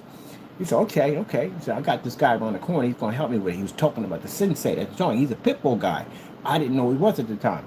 So we go walk. I'm walking home. He go his way. He go this way, go away. And when I hit the block, I see him on the same block. And I go, what? Like, he's on my same block. And I go in my house and I see him right there. I was like, yo. I said, you live right there? You live right there? Yeah. He came down. We started put the dog in. We got to talk and everything. Found out we got the same last name. He's a bird just like me, which is weird because I don't meet too many birds. Because when I had this accident, I caught this sheet of ice. I came down and caught my back and I messed my leg up and I couldn't walk correctly. And they kept putting me on all these meds and stuff. And the meds weren't working. The freaking physical therapy nothing was working at the end of the day. And a friend of mine, he was like, yo, you got to find somebody that's into like that original, like herbs and stuff, like Chinese medicine, like the real deal. You need to find something like that. They can fix that problem for you. Because they use that natural stuff, the stretching and all that stuff. He was telling me, you got to find somebody like that. Get into martial arts. He said, and I'm looking around trying to find a school to go into for martial arts. Maybe they can help me. Nah, I can't find what I want. I don't want to be in a class with a bunch of people. I want to be privately trained. That's what I want. But private trained teachers are expensive. So I'm in the house chilling. I got the cane. I'm playing the Saturn system. She's out far back. The Saturn. So I'm gaming on my Saturn. And my buddy come over. Me and him good friends now. We hang out, chill, and all that. I know his family, my family. Oh, which is kind of crazy because the guy I used to hang out with, that I told you I was cool with, that's his brother. So when I walked in the house and I saw him, I said, "Oh, this is crazy. I know your brother. I knew your brother before I knew you." Yeah, I know all of them now, like the whole family, the whole fleet. Yeah, I got to know them. We became really good family and friends at the end of the day. And when he wanted to go pick up my meds from my back, he came back and said, "Your last name is Bird?" I said, "Yeah, mine is Bird." He said, "My last name is Bird." I said, "Wait, spell B-Y-R-D?" He said, B-Y-R-D. I said, "Oh, you gotta be kidding me." So when I came back into the family, he said, "Guess what? This is a bird right here." And they all looking at it. It was a whole bunch of men. They're like, "These are a bird?" Yeah, I just found a whole fleet of birds in there. So winter time kicks in. I'm sitting there playing the game system. He comes up. He's come in and chill with me and play games. And he was like, I said, "You put all these magazines for us. I'm trying to find me a teacher to teach me martial arts. I can't find anybody. Like, I can't find anybody." He said, "I know somebody." I said, "You know somebody?" I said, "No," because in my mind thinking that all martial artists are Chinese or Asian descent. They're not no blacks. I'm not thinking that. I'm in the hood, right? No. So And I'm thinking that the other day, I'm like, come on, man, you kidding me, man? Stop playing with me. Said, no, I know one. It's one in the neighborhood right here. It's a grandmaster in the neighborhood. You gotta be kidding me. There's no grandmaster in this neighborhood. Are you kidding me? I said, look, you find a grandmaster neighborhood, I'll give you my Saturn. I had Saturn with 60 games, controllers, all that stuff. He said, bet. Because I'm a man of my word. I'm going to give it to him. So he come pick me up a couple of days. He said, yo, I got to go get this dog. That's where he got the dog. I don't know why I didn't recognize when I looked at the dog. I should have known from the dog. The dog had a patch on his eye. One of them had a patch on his eye. The other one was all white. They were both white with patches. But anyway, he was the one that got one of the puppies. Find out that is his family member, which I didn't know. So as we get to walking up there, it starts coming to me. I'm noticing the block again. I'm like, I've been here before. This is strange. I've been on this block before. I know this block. We get to the house. I'm like, oh, you gotta be kidding me. Yeah, he came to the door. That was the master. Walked into his house, wall to wall, trophies. Oh my goodness, man. There's so many photos, man. Photos of him in New York City and different competitions. And yeah, this guy was a bad boy. He was a bad boy. He was no freaking joke. So his type was the kind. He was a thug. There's one thing, he was a thug. He was a straight thug. He was a funny dude at the end of the day. It's funny. So he's a thug at the end of the day. And he started training at the time where African Americans were allowed in the dojo at all period. So he was basically cleaning up behind them. That's what he was doing. But he was also learning their form. Like you see in the movies where the guys cleaning up and they learn their form, he was doing that. And he actually learned their fighting style pretty fast. He picked it up pretty good. He was the only African American at the time. Well, there's probably others, but at the time he was training in with, you know, the Koreans. And when the instructor saw him in the background, he called him up to the class. Next you know, he's in front of the class. Now, in front of the class, he became the instructor. And not only that, he put him in tournament. Now, the first time he said in tournament, he got struck. He backed down a little bit. But the teacher said, look, two things going to happen. Either you're going to be a fighter or you're just not going to do it at all. You got to make that choice. He went back in. He won every single championship. He beat them all. Not saying everybody, but in his field, he beat them all. And the interesting about this guy at the end of the day was you're supposed to stay to the school you're training in. So if that's your patch, this is what you wear. You study Taekwondo, this is what you stay with. Not him. He's a person that absorbs knowledge. He was going to other students, like other people in other classes and saying, look, teach me your skill level. I'll teach you mine. They were trading information back and forth. So he was learning different forms of fighting style. He would go into school and he would basically go into the locker and take your uniform or a spare uniform. He could find, remember, he used to clean those places. Spare uniform, and he'd join the class. No one would even notice he wasn't part of the class at all. And he would be learning their fighting style. So that's what he was doing. He was absorbing multiple different versions of fighting style. So when he'd go fight in tournament, he would switch up on you. And you could never see that. Couldn't understand what he was doing, but he would switch up different styles on you. He actually turned it to one form of martial arts. He came with his own. He beat every single championship he went in. And everyone he trained never lost. That's why when I was training under him, I wasn't trained against a white belt, against a white belt. I mean, fighting a freaking green belt. One guys beat my behind every day and then transferred over right here, green belt, it was blue belt. A blue belt, it went over to freaking brown belt. A brown belt, it went to black belt. Like, good God, are you freaking kidding me? Like, you got me getting my butt kicked every day. I never forget this one guy, man. He was a black belt. He was really, really good. I mean, he was really good. He kicked my butt every day. And we were good friends, too. And I said, man, you ain't got to kick my butt like that every day. And he was like, dude, it's part of the class. It's what I got to do, man. Like, I ain't taking no joy out of it, but it's part of the class. I'm like, yeah, I understand. I said, I can't walk. I was going to quit at one point. I was tired of it, man. I was getting my butt kicked every day. Why you keep ranking me with people higher than me? Get my butt kicked every day. And then when I got in tournament, I got a chance to fight. I walked right through that person because I used to fight a more heavier opponent. That's why I understood what was going on. I said, oh, okay, I done got this. Yeah. But yeah, it was fun. We had a lot of fun, man. We had a lot of fun. I got a chance to meet, because he was a grandmaster, I got a chance to meet other people. And sometimes when he would drink a little bit, he would show me stuff that I was not supposed to know. There was some stuff he was not supposed to be teaching us, but he taught us anyway. He was that type of teacher. He's a pretty cool dude. A real nice guy. And that's why I would go to the house. I met their family. I got to know them. We became good friends. And, you know, when first time I came there, there's no sofas there. They all sit on the floor. Like, they keep the tradition. There's no forks or nothing. Everything's all chopsticks. I don't know how to eat with chopsticks. I don't know how to eat with chopsticks so well. Go into their house every Sunday night. Eat. So, yeah. And I we sat there and talked one time. He liked Westerns. I came over there one time. We were talking one time. I said, I got to tell you something, man. we first met at the end of the day, like I thought you was going to take my dog from me, so I had a stun gun in my pocket. I was going to hit you with it. And he said, funny thing about it, I was going to take your dog. I was like, but you couldn't do anything about it. He with that stun gun, I'd have taken your life. You know, we cool at the end of the day. We start laughing about it. I said, man, it's kind of messed up. He said, yeah, well, you know, I got to, you know, it is what it is. We start laughing about it. But at the end of the day, that guy was killed for me. I had a little problem with a boxer one time. Boxer was he was way higher than my rank. He's definitely a good boxer. And he started bullying me for no reason at all.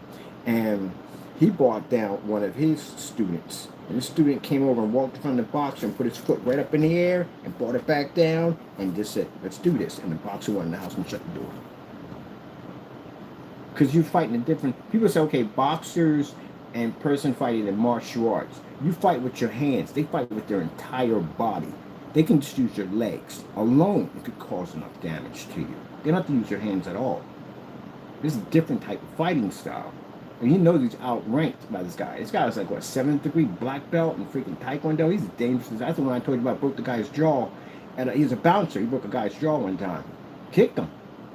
The guy went face first into the side of a car. Yeah, broke his jaw. He was something else. He liked to fight. That's another, he loved to fight. He liked to start fights.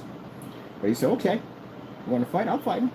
Came down, I mean, walked up to him, put that foot up in the air, came back down and looked at him and said, let's do this. And the guy backed up 2 steps and went out and shut the door. He went up to his door. He's knocking on his door. Right? He's that type of person.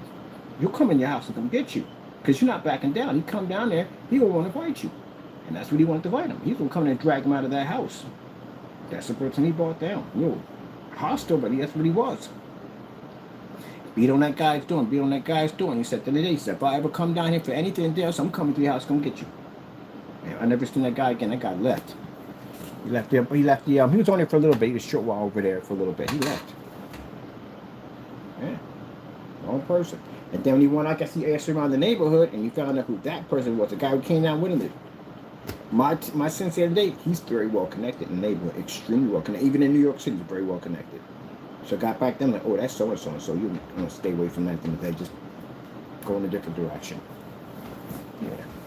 Yeah, very well connected person, individual. Everywhere he went, everybody knew who he was. They knew exactly who he was and who he was connected to. He has some, I'm not going to leave that alone. Matter of fact, forget it, move on. But anyway, yeah, he's a very well connected individual. So that was the end of that. So it comes down to this. This is what I found out. At the time, I think I was a white belt when that happened. And the guy came, I was practicing on the porch. I was practicing on my porch. And the guy made some nasty comment, and I ignored him. And he said, well, you want to fight me? You want to fight me? So I said, I never said I want to fight you. I mean, you probably outranked me because, you probably been boxing for years. I was just a white belt in the day. Kept going on with it. So I picked the phone and made a phone call and said, yo, I got a problem over here. I got somebody you just want to keep playing with me. At the end of the day, he outranks me. I can't take him. I said, I need some help. And my buddy said, no problem. I knew who to bring down. And that guy came down. He got right out of the truck. Got right to business. Walked right up to him. Got right up in his face. Took that foot up and brought it straight up there and brought it down. He knew exactly. He would mess him up. And then when the guy ran in the house, he was trying to kick his door in. Sensei had to pull him off the door. Because he was going to kick his door and go get him. And he started screaming out his window, talking about, yo, if I got to come down here, if I ever come here for anything, I'm going to come get you. And that was the end of that.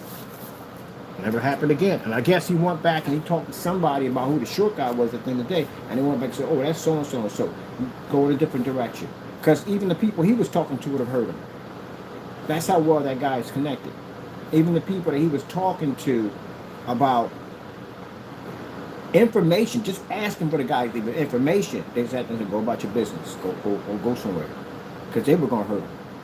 Because they don't want that heat that's going to come off of him. Yeah, you gotta be careful, man. How you talk to me, how you act around people. I learned at the end of the day I gotta be careful because, man, I could have gotten killed. This guy could have taken my life at the end of the day. He's real nice too. He's a really, really nice guy at the end of the day. Just don't take him off. He's a short guy. He's really, really short. I mean, real short. He likes to fight big guys. He likes to fight guys that are 6 feet, something like that. Real muscle guys. He likes to beat those guys up. That's what he likes. Man, he's an interesting dude, man. He's a real interesting dude. I think I'm gonna try to track his family down. I am. I'm gonna hire a private investigator, see if I can track them down, see how they're doing. I haven't seen him in years. But I'm definitely gonna get in touch with him and see what's going on. He's passed away. He's long passed away a long time ago. But yeah, I'm gonna go check down their family, see how they're doing. haven't seen him in years. I knew the whole family and everything. They're like family to me. I don't mention his name. You know why I don't mention his name? Because you guys are idiots. You're stupid. That's why. I'd be like giving a baby a loaded gun. You have no idea. Like I said, I know things. I know people at the end of the day. I will never mention your name. Number one, it's disrespectful at the end of the day. You mention their names. Number two, it'll be a death sentence for you. Because you guys don't know better. You mention people's names, but you don't know who's connected to what. And these are the type of people at the end of the day, they don't say much at all. They just pop up.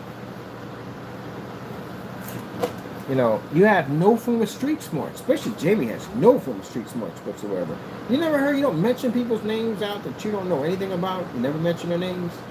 He's just reading off family members' names at the end of the day. I'm like, this guy lost his freaking mind. You're a tough man. Remember, you're the tough man. One tough man, come November, when all this starts to pop off, when them process servers are hitting that door, if you don't sign that document and we don't get that document back up on it, you refused it, and that's from those process servers, you be a tough man when they come to that door. Don't hide behind your wife, because she can't do anything, because she'll be served too. And if you say your kids to the door, they're getting served. And they're going to keep posting your door over and over again. Every time they come out, they're going to post that door. They're going to ask your neighbors next door everything about you. They're going to cause ruckus when they get there. And they can do that. You know, list that apartment, so-and-so. You know when you get in, so-and-so and so. They'll sit outside the building and they'll watch you. When you get off from work, when you come in, they'll watch you. You go to Comic-Con, any place you want to go to shop at, he'll follow you right over there. You go to that golf course, he'll follow you there too. They got a badge on it. They walk where they want to go. Anywhere you go, they're going to follow you. They can watch your YouTube channel, everything you do. Talking to the processor about it, was what do y'all guys do? He said, well, I do everything. I don't care where he goes. He goes to a hospital, we got him. You go to church, we got him. We don't care where he goes at. We're going to make sure he's served. We got your 100% guarantee we're going to get him served. You point to who you want served in that house, we'll make sure we get that paperwork. So unless you want that at the end of the day, I would suggest you sign that document and see us in court. Mind you, we're not, if he feels in a way that, oh, you said it. Mind you told you, we're on the internet, told everybody I was a scammer, I was a rip-off artist, I was all these bad things, right? Now, you're going to sign the document and you're going to see me in court. That's what you're going to do. Back up what you said. Be a man for the first time in your life and back it up. And if that you want to consider it a joke and you don't sign it, that process server, the first one that came to your door, these are far worse. There's no timeline. It's a timeline in here, but the timeline can be 2-3 months. 2-3 months of that stuff, man, that's nerve-wracking. Got to leave the apartment sooner or later. I mean, you got to get food and stuff like that. And bills got to be paid. Got to leave. You can't be there for 2 months in there. So you're going to have to leave sooner or later. Someone's going to leave. They'll change shifts. They'll sit right outside the door and wait for you. That's why we hired 3 agencies. Make sure you get the paperwork. Got $300 for 3 agencies. It's $100 a pop for each one. Make sure they reach out to you one way or another. So, you got to figure out what you're going to do. You got Mr. Williams over there. He's got these nice little packages coming in to all the people that he basically over there that's responsible for making sure you stay comfortable in that building, which is going to be, they're not going to like what's going to come over to them. Social work's going to read packages. And mind, there's a police report in there too, on top of the incident report. You can send all that out. Now, all my information's on there so they can reach back to me. I'm going to make sure they reach back to me. That's why I put my information in there. Unlike you guys, you send stuff out and use people's names and addresses because you don't want it coming back to you. That's why you do that. We, on the other hand, got all that information. They can reach out to me or my attorneys. Whoops. Just put everything down. So, there's that.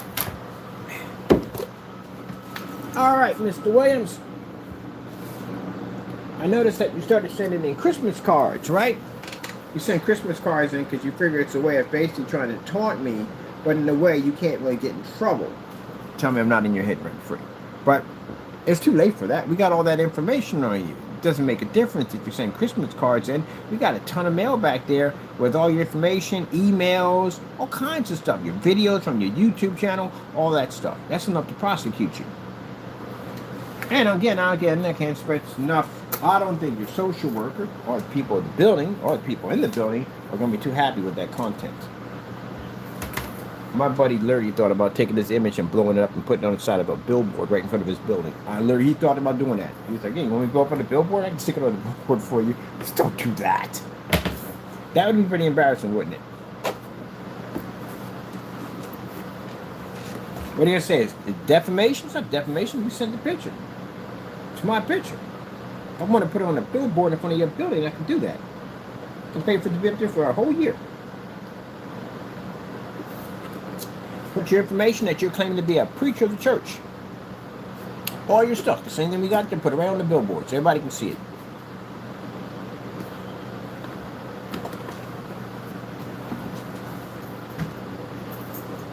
Well, let's hope not. I'd be going too far. We'll just send the packet to all your, people in the building, the managers, and all that stuff. We'll send it all to them.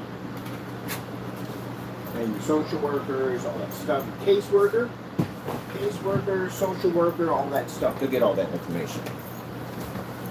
Some nice letter, because I'm pretty sure they weren't told on this stuff. And I'm pretty sure that the people in your building that came and warned you about this, they don't know about those pictures. I guarantee they don't know about that. But they will soon. I actually found their mailboxes where we can directly send all that mail directly to their mailboxes. Only they would have access to those boxes.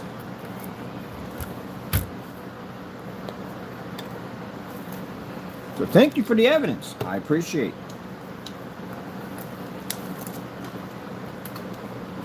it. I don't understand you guys at the end of the day. You send that stuff over and you think at the end of the day that bothers me? No, I'm smiling from ear. You're like, we got evidence. They're doomed. Yeah, you sent me a bunch of evidence. Literally a lot of evidence. Boy, I'm telling you. You guys, let me tell you something. You guys in this little group have put self-snitching on a level that's beyond anybody else's.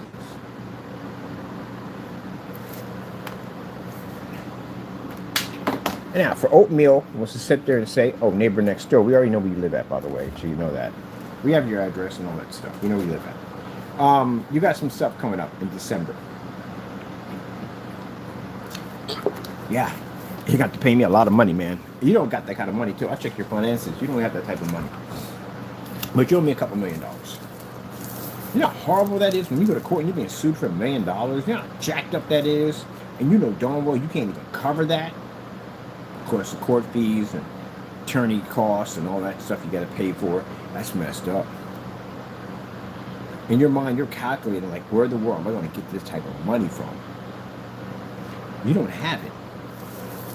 But you went out and made this YouTube channel and you slandered my company and my family on it, and then we got a duplicate of your YouTube channel. So that's what we're going to use against you in court, and we're able to figure out your whereabouts and where you live at, where you work at, where you go to church at, the whole 9 yards, everything. So we're going to take that into court, and yes, the guy who did it's a private investigator. That's what he does. That's what he does for a living. But so he's a cyber private investigator. That's what he does. So if you have a problem with somebody online, like a troll or someone who's carrying on and acting up, his job is to figure out where you live at. So that way we can send the courts, and police, and whatever we need to your address. That's what I paid for. See, we hide behind these channels at the end of the day thinking that no one's going to find me. No one's going to find me. I'm behind the channel. No one's going to find me. Yeah, we found you.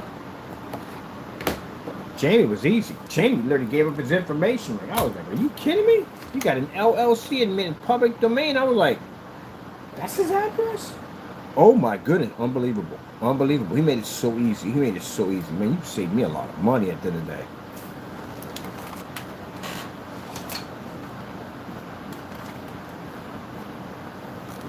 Oh shoot, were you supposed to call about that fire marshal? We got a fire marshal coming to his building. Yep. He has to contact the landlord. Because what he saw in the pictures, they did not like. There were 3D printing machines running in there and there's inky outlets. Some outlets are not designed for that. Outlets like this right here, not designed for that. Oh, some stuff I want to look at too real quick. Where's my other monitor? So I'm looking at some real quick. I want to look up exactly, can those chemicals flow from one part into other people's apartments? That's what I want to know. I studied a lot of these machines. See, gentlemen, that's interesting about Mr. Bird. Now, Mr. Bird kind of sinks into something. I learned everything there is about it. I absorb knowledge. Like, when you had zoning come to my address and you try to make trouble for me, well, I started going back up to zoning. I started learning stuff about zoning and different things that day, and now I became fascinated with it. I started studying basically about different zones in different states and different places and exactly what's required and what's not required and all that stuff. And I actually learned a lot of that stuff. Going to courts back and forth, learning how to file all kinds of documents and stuff like restraining orders and all kinds of court documents. I've become obsessed with paperwork, and I learned a lot of stuff on exactly how to pull somebody out of their state and bring them down here to be prosecuted. I found loopholes on how to run the system better to basically get my hands on you faster. All you do is just make me smarter. That's what you do. So now, learning about these 3D machines at the end of the day, 3D printing machines, wow, you gotta be freaking kidding. I'm surprised these things aren't bad. I'll tell you one thing, I think the fact that when Trump came in and cut Medicaid and all that stuff at the end of the day, there are going to be a lot of people with cancer. A lot of people with cancer. These machines are going to cause a lot of people with serious health issues. And the sad thing about it, with this guy going and passing this big, beautiful bill, what the freak name's a bill that? Seriously? Oh, anyway, that's going to hurt a lot of people. A lot of people operating these machines are going to end up with cancer. A lot of them. What I just read on what these things can do, you have got to be kidding me. Now I see why my buddy walks around in that big, huge unit with a hazmatic suit on and everybody else will. I see why. Good gracious. Are you freaking kidding me? Hey, you know what you do? Just go over to a nuclear reactor and stick your head in there for a couple hours. Don't even wear a suit. Just walk up in there, radiation zone, just chill there for a little bit, and come back out. That's literally what you did. You guys murdered yourself. Do you have any idea what you're about to go through? I know. I have lung disease. Do you have any idea what you are about to go through? This stuff can cripple you so badly that you can't even basically walk down the stairs without thinking you're about to have an incident where you can't breathe. And you think that's the nightmare when you can't breathe? Oh, wait till the anxiety set in. Wait till those nightmares set in. Those little things that pop up in your head to tell you that you can't breathe and you're suffocating and not enough air is coming in. Wait till those things set in. You'll be in and out of the hospital back and forth so many times. Yeah, trust me, it's going to be bad. I have no idea why anybody would actually have one of those things. Now, let's say if you have one inside of a big business at the end of the day, yeah, you have it in a commercial environment that's designed and zoned for those things, yes. But in your home, you've got to be nuts to have one of those in your home. How about you get a mini reactor? How about that? Just shoots off plutonium and, radiation. Get one of those put in. It's almost equal to the same thing. Get plutonium-235. Get those suckers in your stove. Make everything in your house run off freaking nuclear power. That'd be awesome. Wake up and got a couple of hands sticking out of your forehead. Gee whiz Louise, why in the world would you go down that road? It's funny. People get stuff like that and don't realize the long-term effect. It's like asbestos. I told you when I was coming up. Asbestos used to pay $1,000 an hour if you were going and wear this machine at the end of the day. But if you got one little rip, any little hole in that outfit you were wearing, you were doomed. And a lot of those people who did asbestos back in the day ended up with very serious lung damage, including cancer. And you bought a machine in there that's designed to do that around your family, your friends, and your pets, if you have them in that environment. This is what usually happens in the world of consumer. It's been going on for years and for centuries. See, they bring something to the market, right? And they test it. A bunch of people go and test it, and they say, hey, it's safe. It's fantastic. It's safe. Other people got it. They have little results from it. And then you go and buy one and you stick it in your home. And then many years later, or maybe many months later, you start having some complications popping up. Like a lot of phlegm in your throat, a lot of mucus build up, a little tingling in your fingertips and numbness, headaches, blurriness, stuff like that. Little symptoms that pop up that lead to other awful things that pop up, other nightmares that are embedded in your lungs and your bloodstream that's going on in there. And then you start having real serious complications where you can't breathe at one point, and they got to rush you to the hospital. And this is when they do a biopsy on you. They stick a little camera down your throat, and they find out that your lung tissue is scarred badly. Now, You could be lucky and not have cancer in there waiting for you. You could be lucky and not have deterioration where your lungs will collapse on you, which is pretty bad. If you don't want to go through that, then that's horrifying. And then later on, if enough people suffer from some kind of illness from these machines, then they will basically start passing rules around saying, okay, we got to take this away from the consumer and we have to make it so only companies can have this. And companies have to go under strict regulations to have these machines only. But by then, too many people would have died from that machine. That's usually how business works at the end of the day. Way back in the day, they had a toy. You ever look at the world's most dangerous toys that ever came out on the market for kids? Well, they had this toy. It was a chemistry set. And the chemistry set had mercury in it, actual real mercury. And they sold it to kids. What do you think? Mercury at the end of the day would cause any damage or kill somebody. It's mercury, right? Well, they had it. So, kids got sick, kids died from it. Of course, it's mercury. This is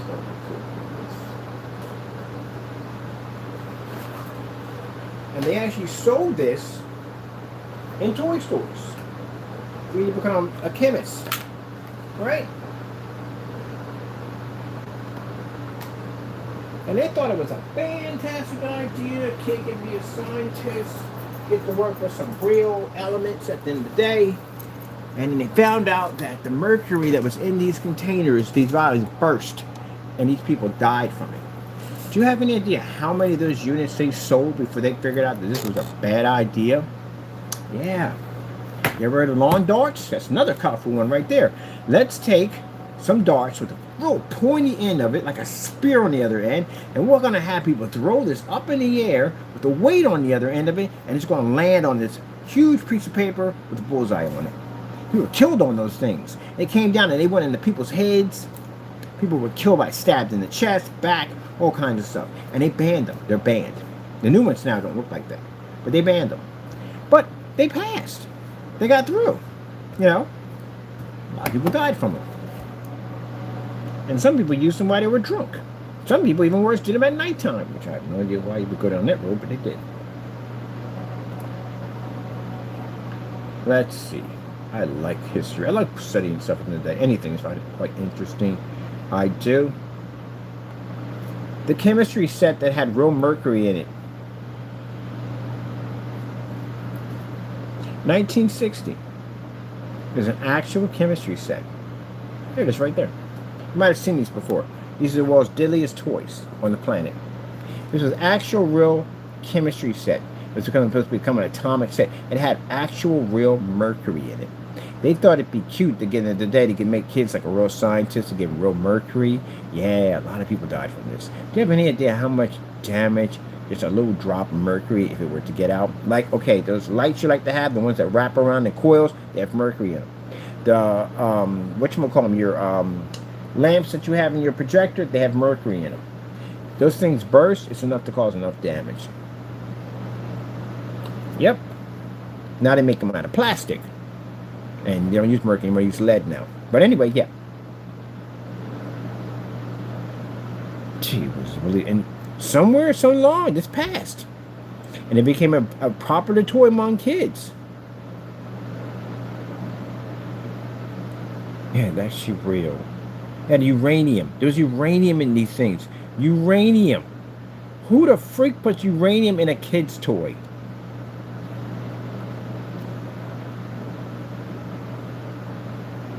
You can't even have these things. There's your mercury and uranium in them.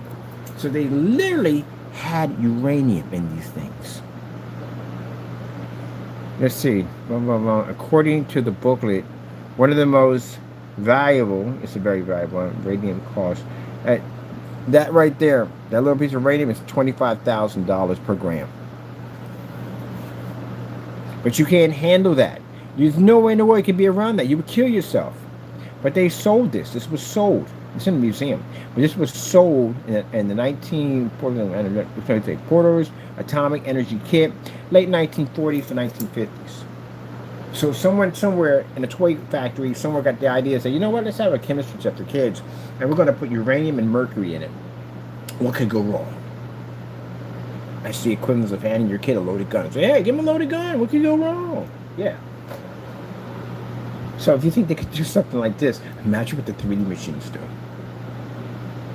But years later, you have a lot of people they diagnosed with cancer. They're going to ban those machines. And those machines are going to be in the hands of companies only. And they have to go through strict rules and regulations for them. You're literally burning and melting plastic in your home. Can the toxic from 3D printers saturate your home? Let's see. Yes, I knew that from the door. Saturation. Yes, it can happen.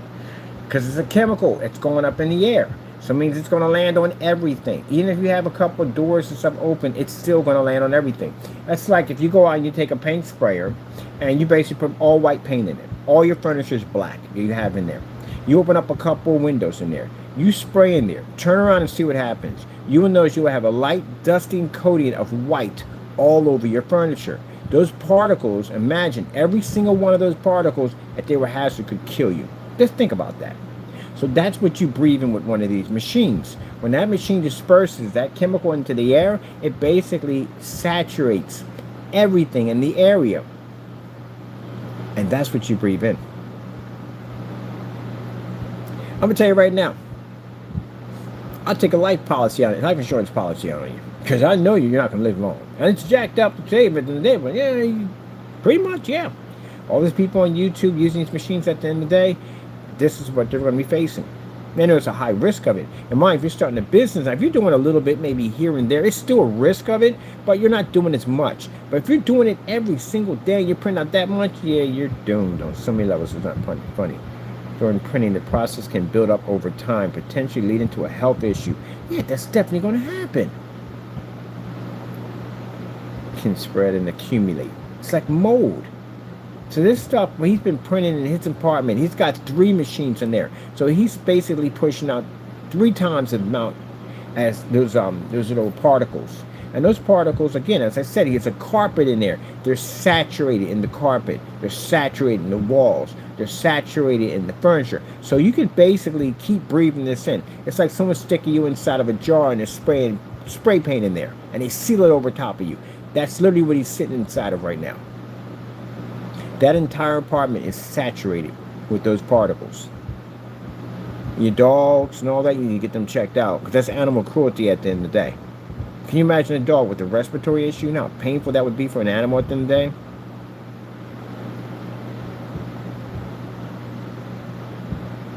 I knew that was going to happen. Let's see, when 3D printers heat up, it melts a cure of liquid resin. Releases a mixture of invisible pollutants. So yeah, that would definitely happen. So if you burn plastic, if you take plastic and you burn it, it gives off this chemical fume that goes off. But this black smoke comes off of it too. And that black smoke gives off ash. And that ash lays on everything that it lands on. That's what that stuff does. Except for that ash is a little different. You just nuked your apartment, literally.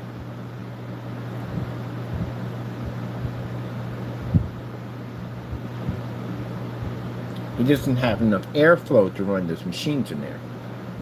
And on top of that, the apartment is not zoned for it. This is why we have zoning, people involved in zoning, to keep people from running illegal operations that could put other people in danger. You have to have something, a printer location. A printer is placed in a small room or office without a dedicated ventilation system. You have to have a system for this. So that's why the guy was talking about, you need to have each unit inside of its own containment unit. And you have to have a system to suck whatever's in there back outside. That's what you have to have. So they can't go anywhere. It's contained in that unit. That's what he was talking about. But he was talking about. That's what I read here. He said, no, you have to have each one in a containment unit.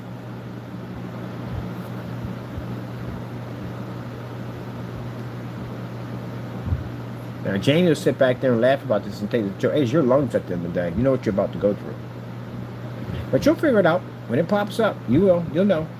You'll definitely know. You'll feel it.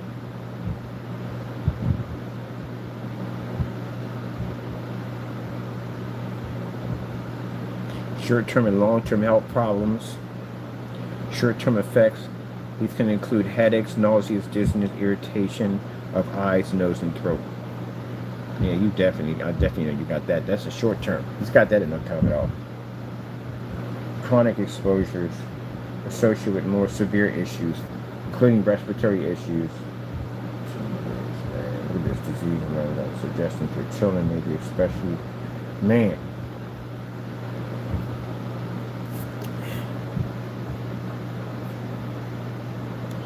Should you have animals in an area where you're operating a 3D printer?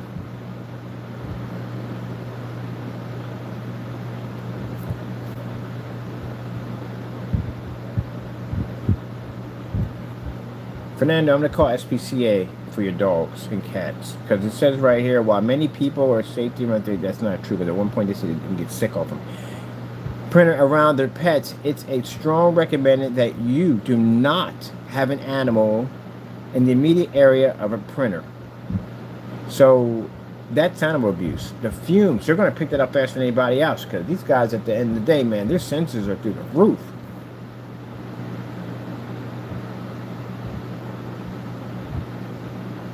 That's basically animal abuse right there.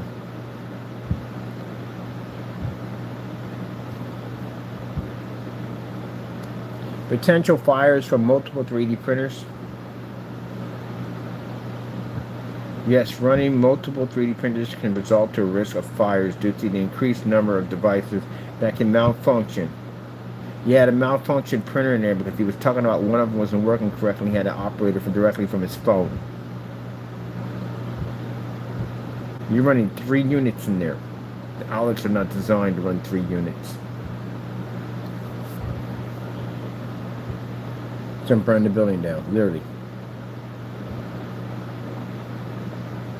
3D printers catch fire. They catch fire? What the freak? Hold on for a minute. I'm thinking the outlets. The thing, oh, okay, yes, you're burning plastic. I guess, yeah, that would basically sum up. Do 3D printers catch fire? Yes, 3D printers can catch fire due to issues like thermal runaways or temperature becoming uncontrolling, faulty wiring, overheating components. He got them right next to each other.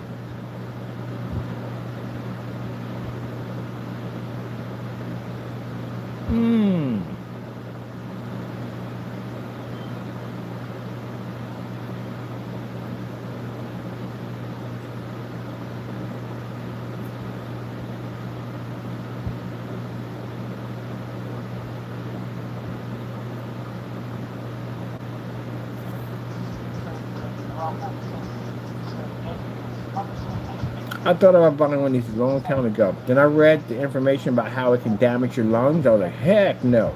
I was already going through that mess already. There's no way in the world I was going to tamper with that thing. No way in the world I would be around it. I already was suffering from lung damage. I ain't trying to push it.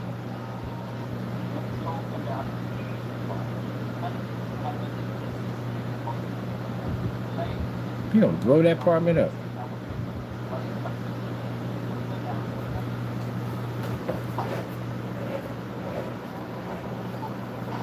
You know, burn that apartment to the ground. And on top of that, it's compressed. You got a lot. He doesn't have an open area. That area has, where the printer's at, there's stuff piled on top of it.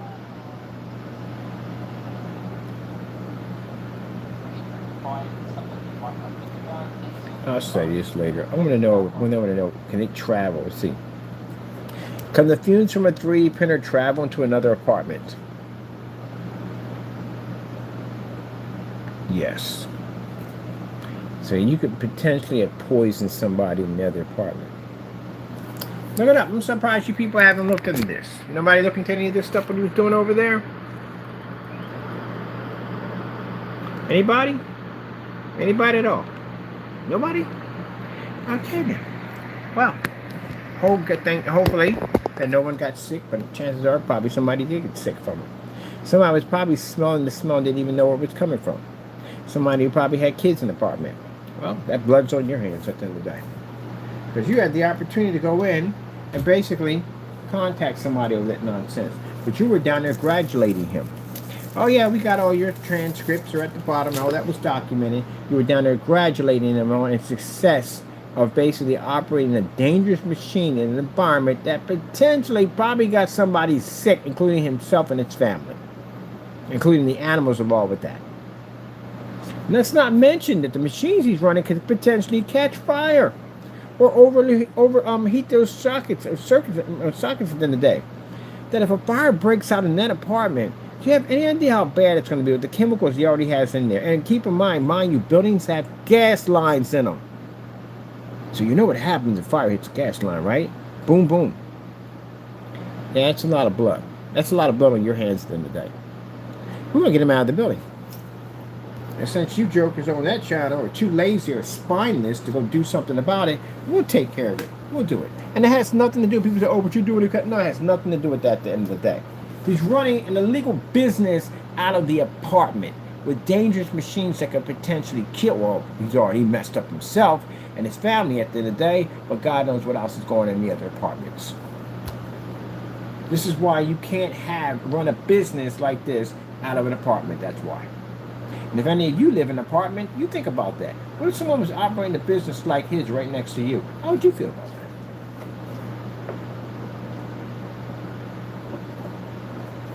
Your kids, at the end of the day, breathing in that mess. How would you feel about that? But yet you sat there and saw what he was doing and did nothing about it. Freaking cowards. Well, I thank God at the end of the day that our forefathers and people who fight in the service don't have your spine at the end of the day. Because, man, if that was the case, Hitler would probably be running the America.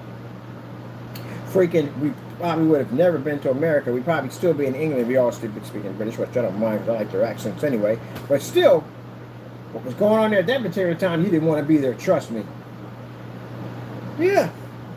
Black people wouldn't be allowed to go into restaurants, and civic segregation, and all this crazy stuff going on. A whole lot of mess going on because no one stood up and did anything about it. Everybody just sat back and just watched it happen. Interesting, right? You know, the history of America is basically about people who stand up and fight. That's what it's about. People who stand up and fight. People who basically stand up and fight. That's what we're about at the end of the day. We see something wrong, we stand up and we fight for it. And those you people who sat there on that channel, and I'm going to name the channel is Crow1176, for his name is Jamie Fernando Gonzalez, who watched that nonsense go down and rooted for this guy to continue to rip off our countries, including famous and late Stan Lee. You're spineless at the end of the day. Don't even hang a flag up beside your door. Don't even bother doing that. Period. Don't call yourself an American. Don't call yourself that. At all, period.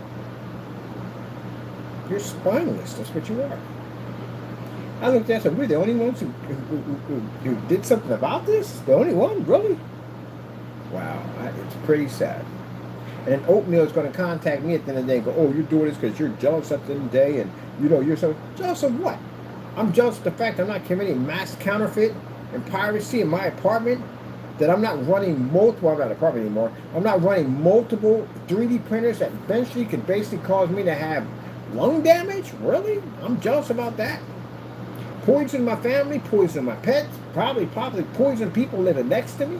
I'm jealous of that. Oh, going to jail for years for a trademarking violation and all that stuff. Oh, and I ripped off Stan Lee. I'm definitely jealous of that. Oh, I'm jealous I didn't rip off Stan Lee. Yeah, okay, sure. Yeah. And they sit there and say, oh, it's not against the law what he's doing. Well, then that means the world's a lie, because that means that all these people who paid for trademarks and patents and copyrights and trademark secrets, that was just all a scam, right? We paid all that money out for nothing. I paid money for copyrights. I paid for a patent once. That was just all a scam, right? I just took my money. There's no point in putting it out there because anyone could take it. What's the point of paying for the judges and the lawyers and the whole court system? There are basically trademark attorneys that go to school for this. That means all their life was a scam too. That's how dumb you sound, Oatmeal. We gave him the name Oatmeal because at the end of the day, he's cold oatmeal. Nobody wants cold oatmeal. It's cold, it's slimy, and it's nasty. That's you. You're slimy. You're nasty. And you're cold. So that's why we call you Oatmeal. I have your real name. I can say your real name if you want. But anyway, as I said before, yeah, you're an idiot. You can't contact me and say you can't do that. You are definitely an idiot. Do me a favor. How about you contact the police in your neck of the woods and you tell them at the end of the day that, hey, I'm thinking about counterfeiting some items at the end of the day. That's not against the law. See how fast that works out for you at the end of the day, Skippy? Dummy. I swear people do the dumbest stuff I've ever seen in my entire life. How long does it take to become a patent attorney? It takes 6 to 8 years to become a patent attorney, including 4 years undergrad. So let me get this straight. Somebody sat there and spent 6 to 8 years, including 4 years for undergrad, to become a patent attorney, so that way they can keep somebody from taking someone's idea and using it for their own personal use. So that person spent how much money to become this person? Let's see how much money this person would spend. How much money would it cost you? How much money would it cost you to become a patent attorney? $15,000 to $60,000.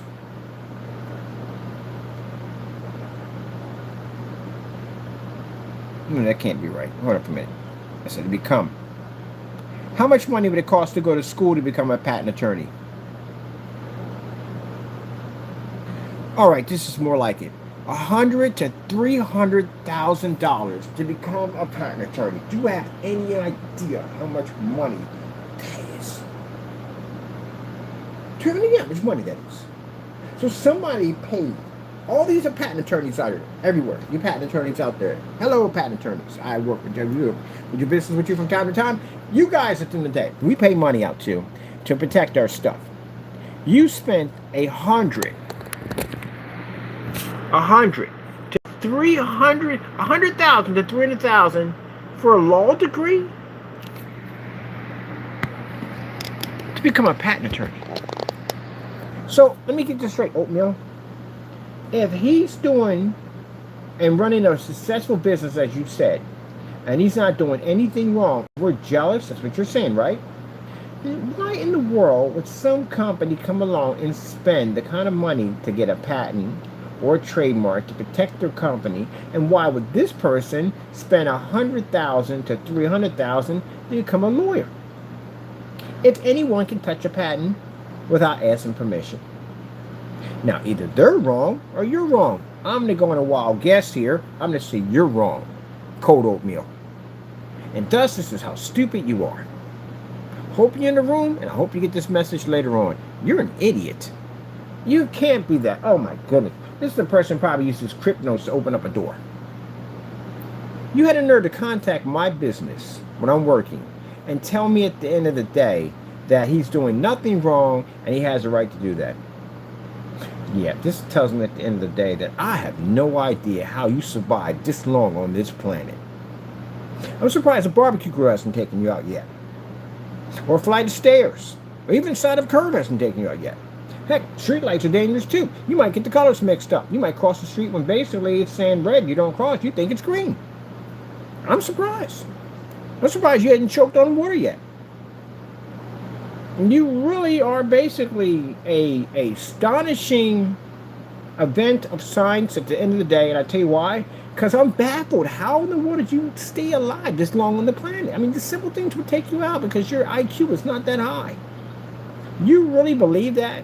That these people who spent $100,000 to $300,000 to become an attorney spent all that money and all that time to protect and give information, to get paid by companies to protect their items? So I guess that little trademark symbol, let me see. Trademark symbol. So that trademark symbol right there, that means nothing, right? That means that trademark symbol you see, United States Patent and Trademark Office, this just means nothing, right? That means the company went out and put that and paid the money and for their idea to protect it, to keep other people from stealing it, and then Fernando goes in and prints up their items and sells it and doesn't pay them a dime. So if that's the case, and there's nothing wrong with that, he would have no problem with basically contacting these companies and tell what he's been doing with their merchandise. So there's nothing wrong with it, as you said, right? So as I told you, I gave out that information for him. for them to contact these companies, and Fernando never reached out to these companies. He didn't even go to the police station. He didn't go anywhere. So oatmeal, he threw you under the bus. Put you in a bowl and threw you under the bus. Oatmeal went under the bus. Is there oatmeal under the bus? There is oatmeal under the bus. Oatmeal is under the bus. You're an idiot. And you sit there and say, well, you're a Christian. No, you're an idiot. Christians can call you an idiot. Could call you a couple of words, that wouldn't make me a Christian. But you're an idiot. The fact that you wasted my time calling me and having a conversation with me on the phone, telling me that he didn't do anything to break the law. You're an idiot. That's what an idiot stands for. Let me help you out with that so that you understand.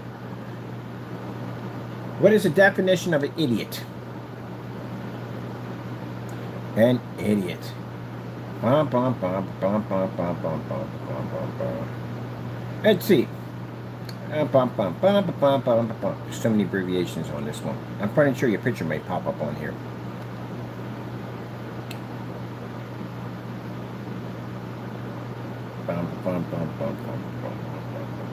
Oh, what does the Bible say about idiots? Oh, it's in here too, about the end of the day. Yes, in content, the Bible, especially in Matthew 5:22, calling someone an idiot. Yeah. It's considered to be a fool. In the Bible, they call you a fool. But yeah, that's what you're considered to be. The term is fool.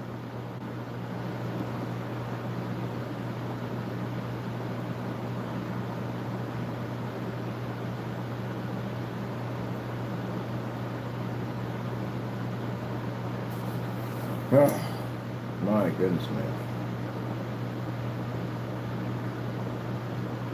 Don't contact my phone with dumb stuff at the end of the day, man. This is what you do. You got a computer on this machine. Got a computer. And 1960, 1970, 1980. Because I had a phone in 1980 with brick phones. They didn't have this stuff on here. You got a computer on this phone. This is what you do. Educate yourself. You go over to your phone and you look it up. And you'll find the same thing they have here. Now, if that's not enough to satisfy you, you contact one of these attorneys, patent attorney, and you explain to them what you just saw on that channel. And see what their results are going to be after that, what they tell you. That's how you educate yourself. That's how you make yourself smarter. Instead of you going on someone's channel and spitting out a bunch of dumb nonsense, and you make yourself look like a fool. That's why I said, before you contact me, crack a book. Because I know what I'm talking about in the day. I'm a research junkie. And I paid for that stuff in the day. And that was why I paid all that money to get a copyright on my stuff if it was for anybody can use it. And if anyone can use it, my friend, there'd be no need for a processor to have been knocking on his door, if that was the case, right? Here you go.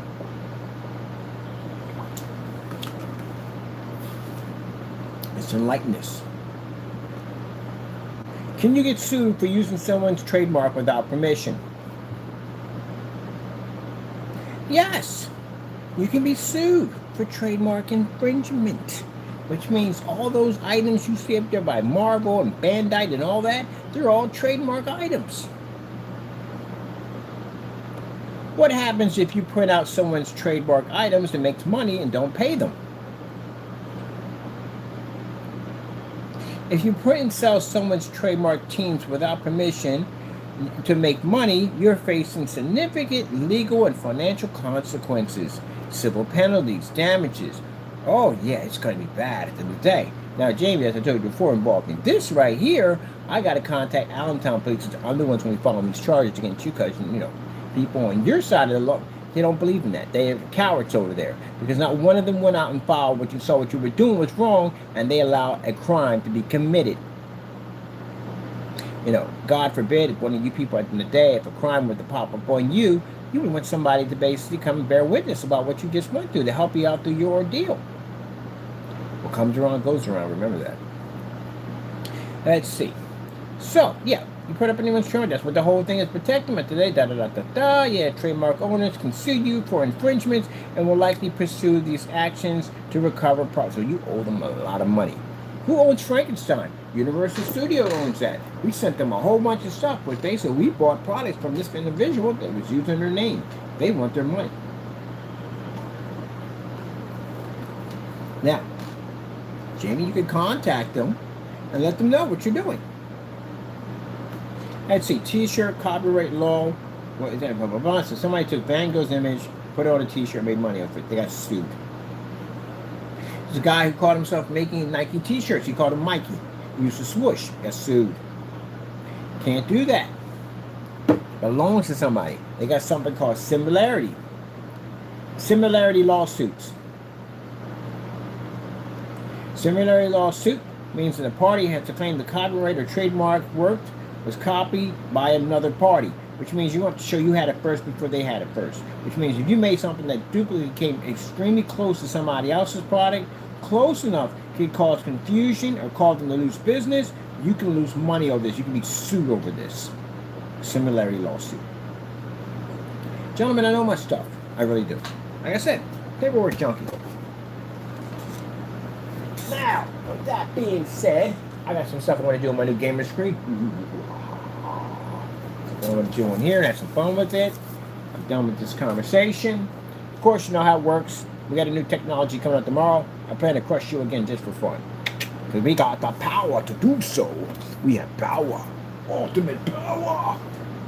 Yeah, I got a new screen paint under the desk. Come on, you know how this works already. We come out, we crush them, we bring something out like that, and we blow you out of the water. I wonder if we came on here for something. There's something supposed to be looking at over here. Don't we have, we have that. We should make that. Why don't we make that? That'd be interesting. We've got a lot of churches contacting us now. So I think we make that Christian, what was it called? Dedicated Christian Cinematics? Yeah, we're going to make that. We have a dedicated church, a screen paint for churches. I do have that. Hold on for a minute. We have to track that one down. But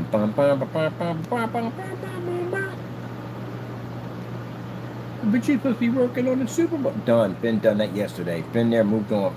Done. I'm quick when I do my job. You should know that. Bam. I get it done. I get it done. I get it done. That's what I do. Bam, bam, bam, bam, bam, bam, bam.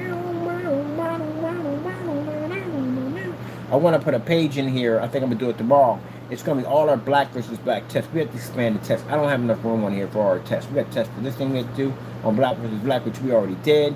But you want to do again. I got some more stuff I want to buy to put against it. Mind you, all tests that we do on the screen paint will have challenges of other people. If you don't do it, we'll do it for you. Now, keep in mind, this does not involve Danny, because you're a coward, and you're afraid to basically sell us a product because you're my whatchamacallit's not there yet. Let's go check. Watch this. You can leave the room if you want. Might want to. This is going to be pretty embarrassing. So, for those who don't know, Danny Rogers went on and banned our state because at the end of the day, he can't back his product up. He got multiple cancellations on him. You know, the whole 9 yards. You know how it all goes, right? All right. So, let's see if my state's in there yet. Let me see. Part 2. Do you know somebody owns that name? You know that? Check the copyrights. They know him. Someone actually owns that in basically England. It's a music studio.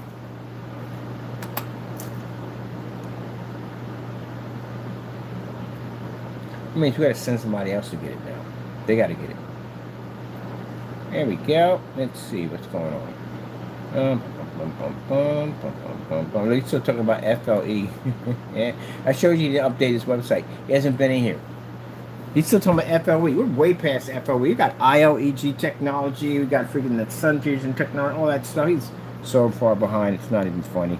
He hasn't been in this site. He leaves it here due to the fact of trying to put in like I don't know, to show he's still functioning. I'm gonna tell you something, Rogers. At the end of the day, you better have $100 million laying around. Use my face without my permission. That's what my lawyers are going to sue you for, about $100 million. So I hope you got that money. Can't be touching my face without my permission. And anyway, we got a couple other people who did it too. So guess what? Yeah. Let's see, right. We got Panel Application Premium Pints. Let's go pop over to Premium Pints. What we got going on here? Somebody used to be the king. Yeah, sure. We got dethroned, buddy. Let me see what we got going on in here on these paints. Let me see. Series C is this right here. Let's go see if we're in here. Now, for those you don't know, like I said, he can't sell us the paint. It doesn't work. He knows it doesn't work. We've seen multiple fails on this product. Like, McAfee came in and did some demonstration, and the screen turned gray, a bit of a star feel, so that was pretty embarrassing. So it tells you that the screen was gray. It has a habit of not being able to turn black. And one of the videos that's missing, they pulled from the account, we had the video in the black, if you watch it for yourself. It shows that the screen is coming up gray instead of black. On top of that, the multiple paint down applications on it. So let's go over here and let's hit on the cart. See if our state's going to be in there. Do you want to make this separately? I want to make this separately because I want this video to be separate. Because when this hits on Google, it's going to have a little bit of everything in it. This is about basically Mr. Williams embarrassing him about him not knowing exactly what he's doing at the end of the day. But then we had to run Jamie at the same time. And wait a minute, but I want to keep this separate. I'm going to do a separate video for this one. This has to be separate.